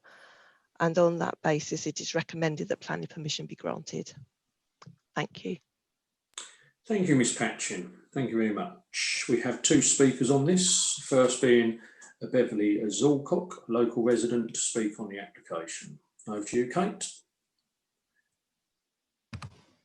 Be Gemma. Thank you, Chairman. Apologies, Gemma. No problem. I'm going to play a video for you.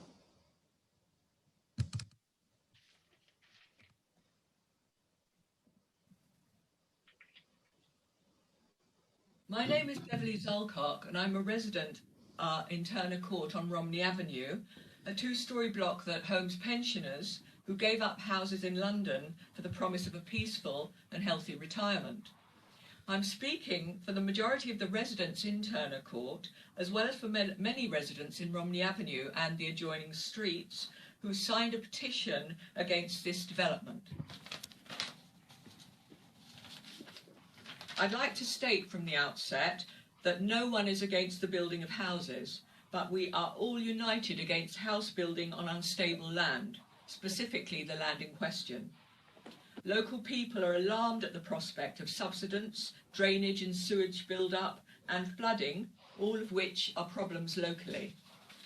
We know the developers have given assurances that the land will be stabilised by underpinning, shoring up, etc. And this all sounds fine, but extremely costly. My experience of living in the heart of the London Docklands during the 80s is that promises were made, but not always kept. So that if permission is given, will the council monitor this development to ensure our safety? And if the building goes ahead, and there are the kind of problems we fear, who is going to pick up the bill for repairs to flood damage, etc.? The local taxpayers? I'm not being alarmist, but we have water constantly seeping into Turner Court from the brook under this land. And recently, during a gas pipe work on Romney Avenue in July, workers observed that the gas pipes moved because the earth is so spongy. There are a number of other concerns among locals too. First, environmental, pollution, noise, traffic and parking among them. Romney Avenue is already not the quiet road it once was. It's a rat run for heavy lorries en route to other building sites. And the road is being used increasingly for parking because of other restrictions in nearby areas. We also feel this dense development is not in keeping with the area and will bring loss of light, loss of privacy to those close by, and overall loss of quality of life. On the ecological level, it means loss of green space and habitat, especially to the badger sets, and in spite of assurances that wildlife will be safeguarded, we doubt that this is possible in such a large building site. We all need a little bit of nature to make life bearable in the dark days ahead. And as we say in the petition, the loss will be irreversible. To conclude, the majority of people living locally feel this development will be damaging to their property and their mental health. For the reasons I've given, we strongly oppose this development and ask the Council to support us. Thank you. Thank you, Beverly. Our next speaker is Councillor Tim Prater, Ward Member, to speak on the application. Gemma? I'm going to try that in person. Thank you, Chairman. Many thanks for your time. Sorry, Councillor Prater, I didn't see you on screen. Oh, there you are. Good evening, Councillor Prater. 3 minutes, start when you're ready, sir. Thank you. Many thanks. I'm speaking against this application. I apologise to councillors for extending your evening. As has been mentioned, there's a previous application on this site in January, which was resolved in January 2019. 7 of the 7 reasons of refusal then given were the detrimental impact by virtue of height, bulk, layout, design and overall appearance. Also insufficient information on surface draining. The proposed garden spaces being significantly below the standards in the Places and Policies local plan draft, insufficient information to demonstrate the site is not subject to contamination. So I'm going to look at those 4 points.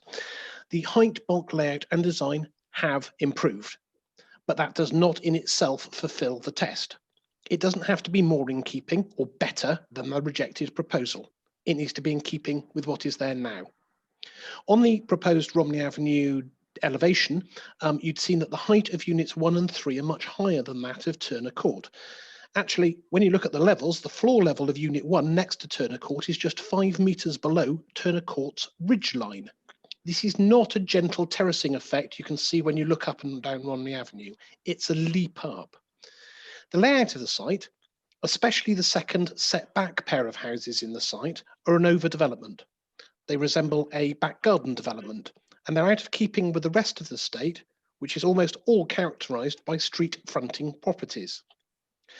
Now, I'd like to say the stability report on the site is welcomed. Residents are now pleased that it is proposed that all trees and growth on the steepest parts of the banks are to be retrained.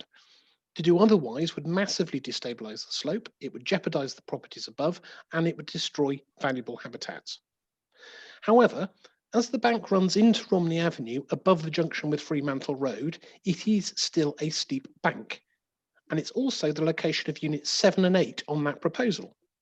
The stability report is not being upheld for plots 7 and 8, where it is going to be required to remove the trees, as Lizette said, and excavate a significant section of that bank. On garden sizes, Lizette emailed the agent on the 22nd of July and has said this evening that some of those garden sizes are inadequate in terms of HB3.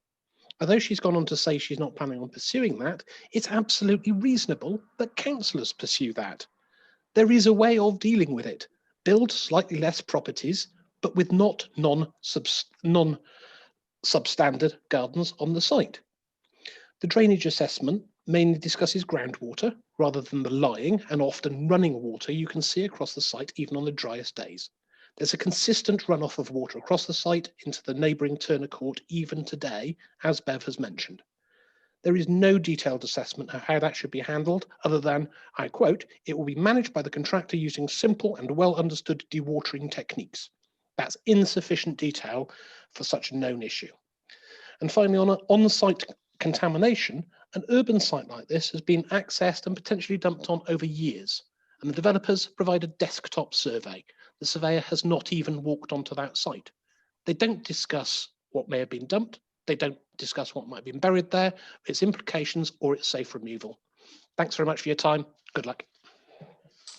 Thank you, Councillor Prater. Right on time. Excellent timekeeping. Councillors.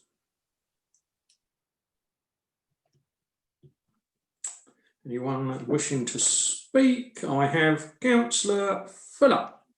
Go for it. Go on then. Thanks, Chair. There's a number of points, obviously, that Councillor Prater's raised.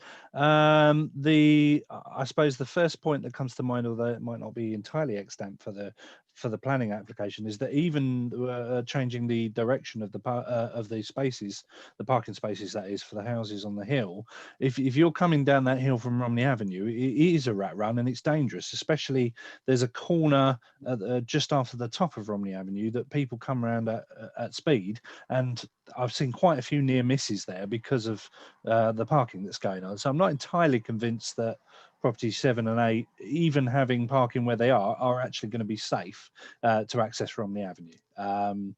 But that probably doesn't deal with the extent planning issues. On the extent planning issues, I'm not convinced that this property meets or is sufficient to ignore HB3.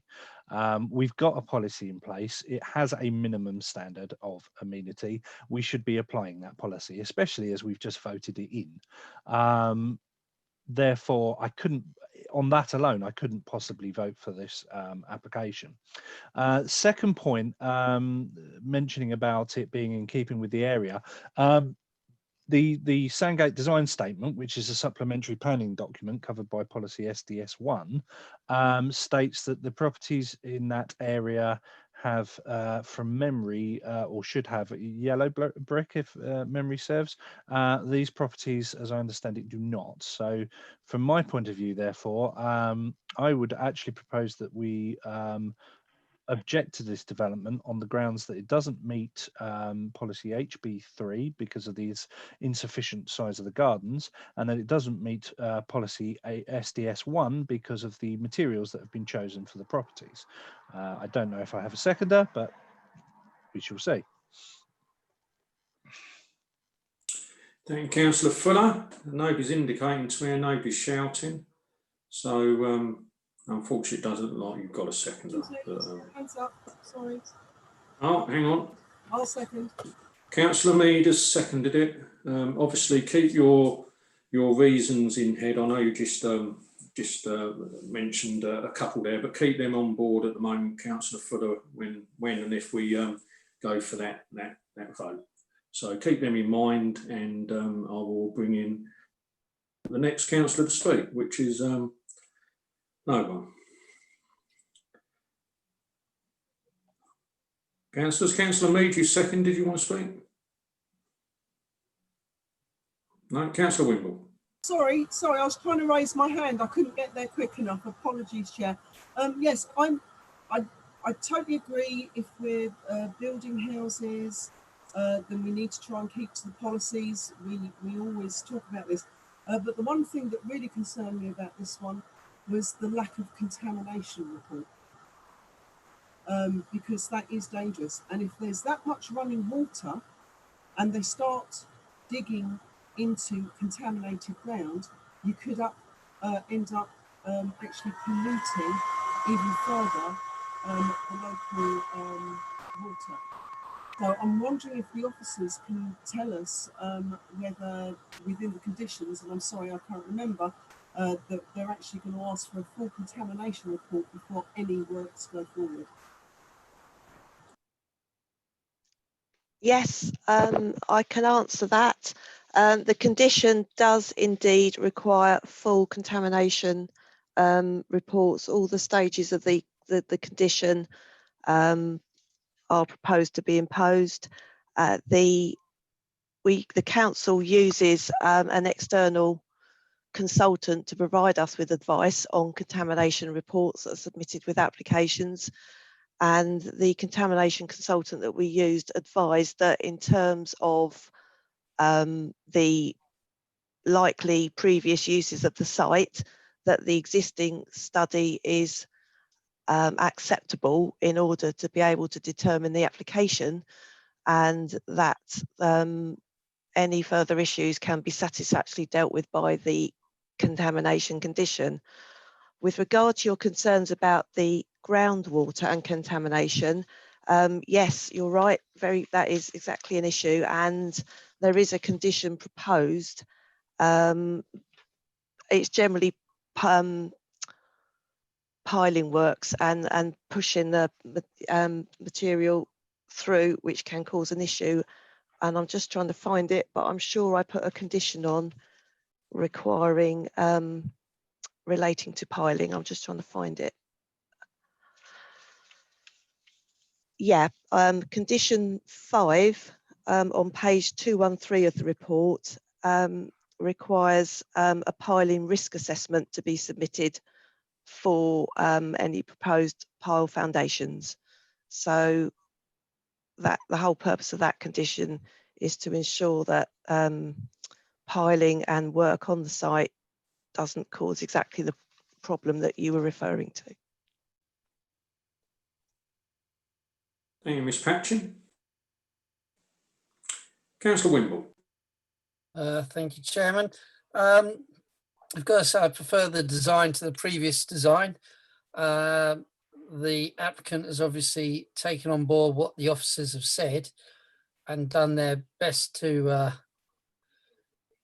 conform with that. It does worry me a bit though that, as Councillor Fuller pointed out, Sandgate has its own design statement. I think it was ASDS1. What's the point of a local council, parish, town, whatever, having a design statement if people are just going to do their own thing? So I don't have a problem with the building of the properties. I think they've taken on board what has been said about the number and the layout and the access to the road from the street and not off of side streets. But I really would like to see them adhere to the design statement of having the yellow brick, maybe. But judging it purely on planning law, I feel that I would be obliged to vote for it because I can't see what planning law it's broken other than it's not adhered to the local design statement. Thank you, Councillor Wimble. Councillor Jim Martin. Thank you very much, Chair. I really don't have too much of a problem with the lower properties. It's the two properties at a higher level that seem to cause the problems. And I have to take, you know, exception with the officer, as clever and brilliant as she is I don't think the gardens on the top of the building will actually, you know, add to. I think. She said the diversity in the street scene. I think they'll be very much out of character in that position. I think whatever goes there, if you can squeeze a house on there, it needs a garden. If we were talking about the corner of, you know, somewhere in Manhattan or, you know, another big city or whatever, yes, completely agree. But I think in Sandgate, maybe not. Thank you, Councillor Martin. Any other councillor wishing to speak? Could I just explain why we've ended up with the gardens on the roof? I totally understand the concerns regarding this. The difficulty we had is that the previous scheme had gardens, private amenity gardens in the traditional manner. However, because of the site, they would be very steeply sloping unless there are considerable retaining walls in order to achieve flat gardens. And this solution was arrived at in order to avoid having very ugly, unattractive retaining walls, which is the only other option. The difficulty is that if you don't have the units at the top of the site and you don't have the units at the back of the site, then you're left with 2 units. Well, sorry, 4 units, which probably is not going to justify all the land stability work that is required. What I would say is, while I totally understand the concerns about contamination, groundwater and land stability, at the moment the site is not managed or monitored in any way, and there is no requirement on the landowner to do that. The advantage of granting planning permission is that it will be controlled, and so the structures that are put in will stop any potential for the site being unstable, because it's been demonstrated quite clearly in the detailed reports that are on the application file how this can be done, and that's been carried out by qualified specialists.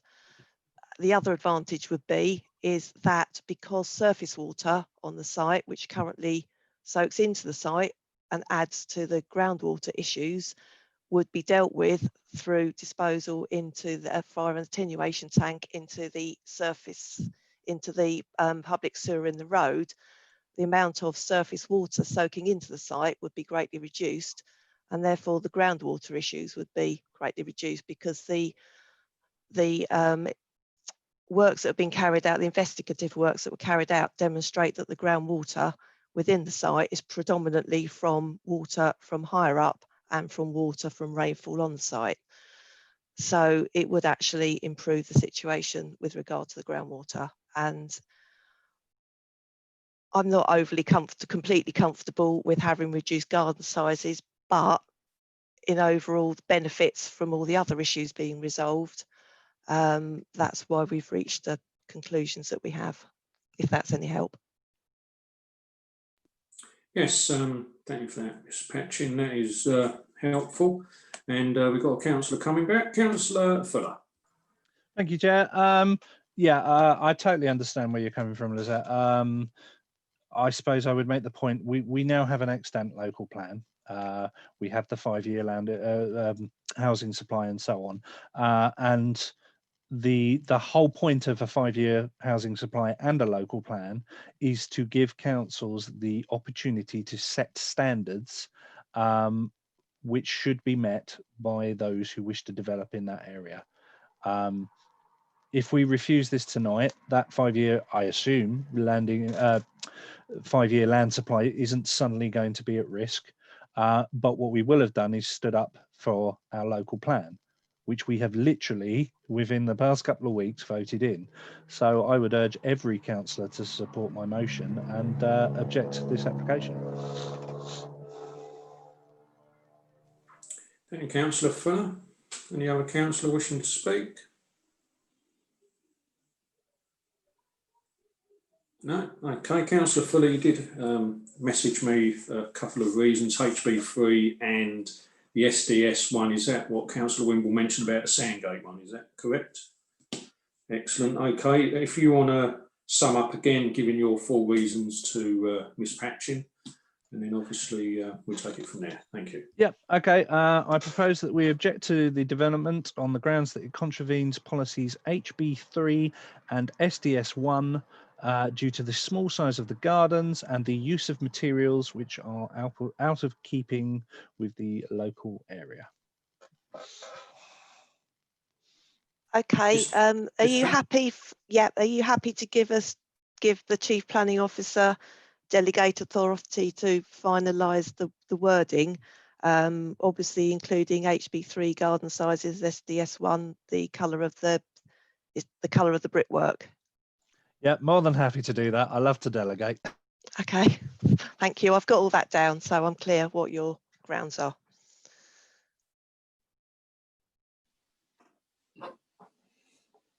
Thank you, Ms Patchin. In that case, councillors, we have one proposal. Where will I find it? There it is. Proposed by Councillor Fuller, seconded by Councillor Mead, to go against the officer's recommendation with the reasons. Is everybody clear with the reasons? Everybody happy with that? Okay, over to you, Kate. Thank you, Chairman. Councillor Brooke. Abstain. Councillor Collier. Against. Councillor Fuller. For. Councillor Goddard, Abstention. Councillor Mrs Hollinsby, Against. Councillor Keane, For. Councillor Jim Martin, Against. Councillor Philip Martin, Against. Councillor Mead, For. Councillor Mayers, Against. Councillor Treloar, For. and Councillor Wimble. Against. Thank you.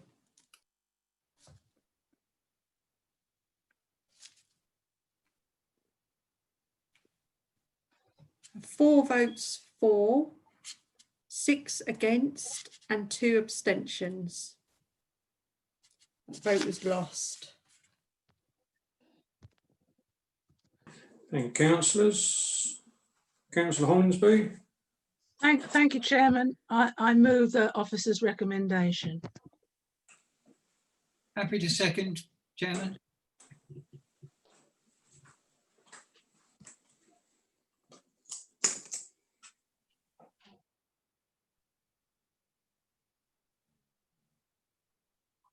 Thank you. Proposed, moving the officer's recommendation, proposed by Councillor Hollinsby, seconded by Councillor Philip Martin. Over to you, Kate. Thank you, Chairman. Councillor Brooke, Abstain. Councillor Collier, For. Councillor Fuller, Against. Councillor Goddard, For. Councillor Mrs Hollinsby, For. Councillor Keane, Against. Councillor Jim Martin, For.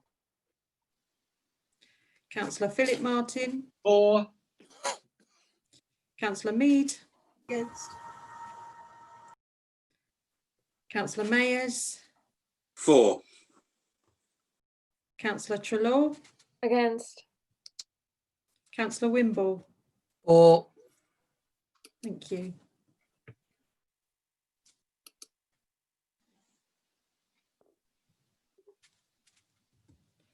Seven for, 4 against, 1 abstention.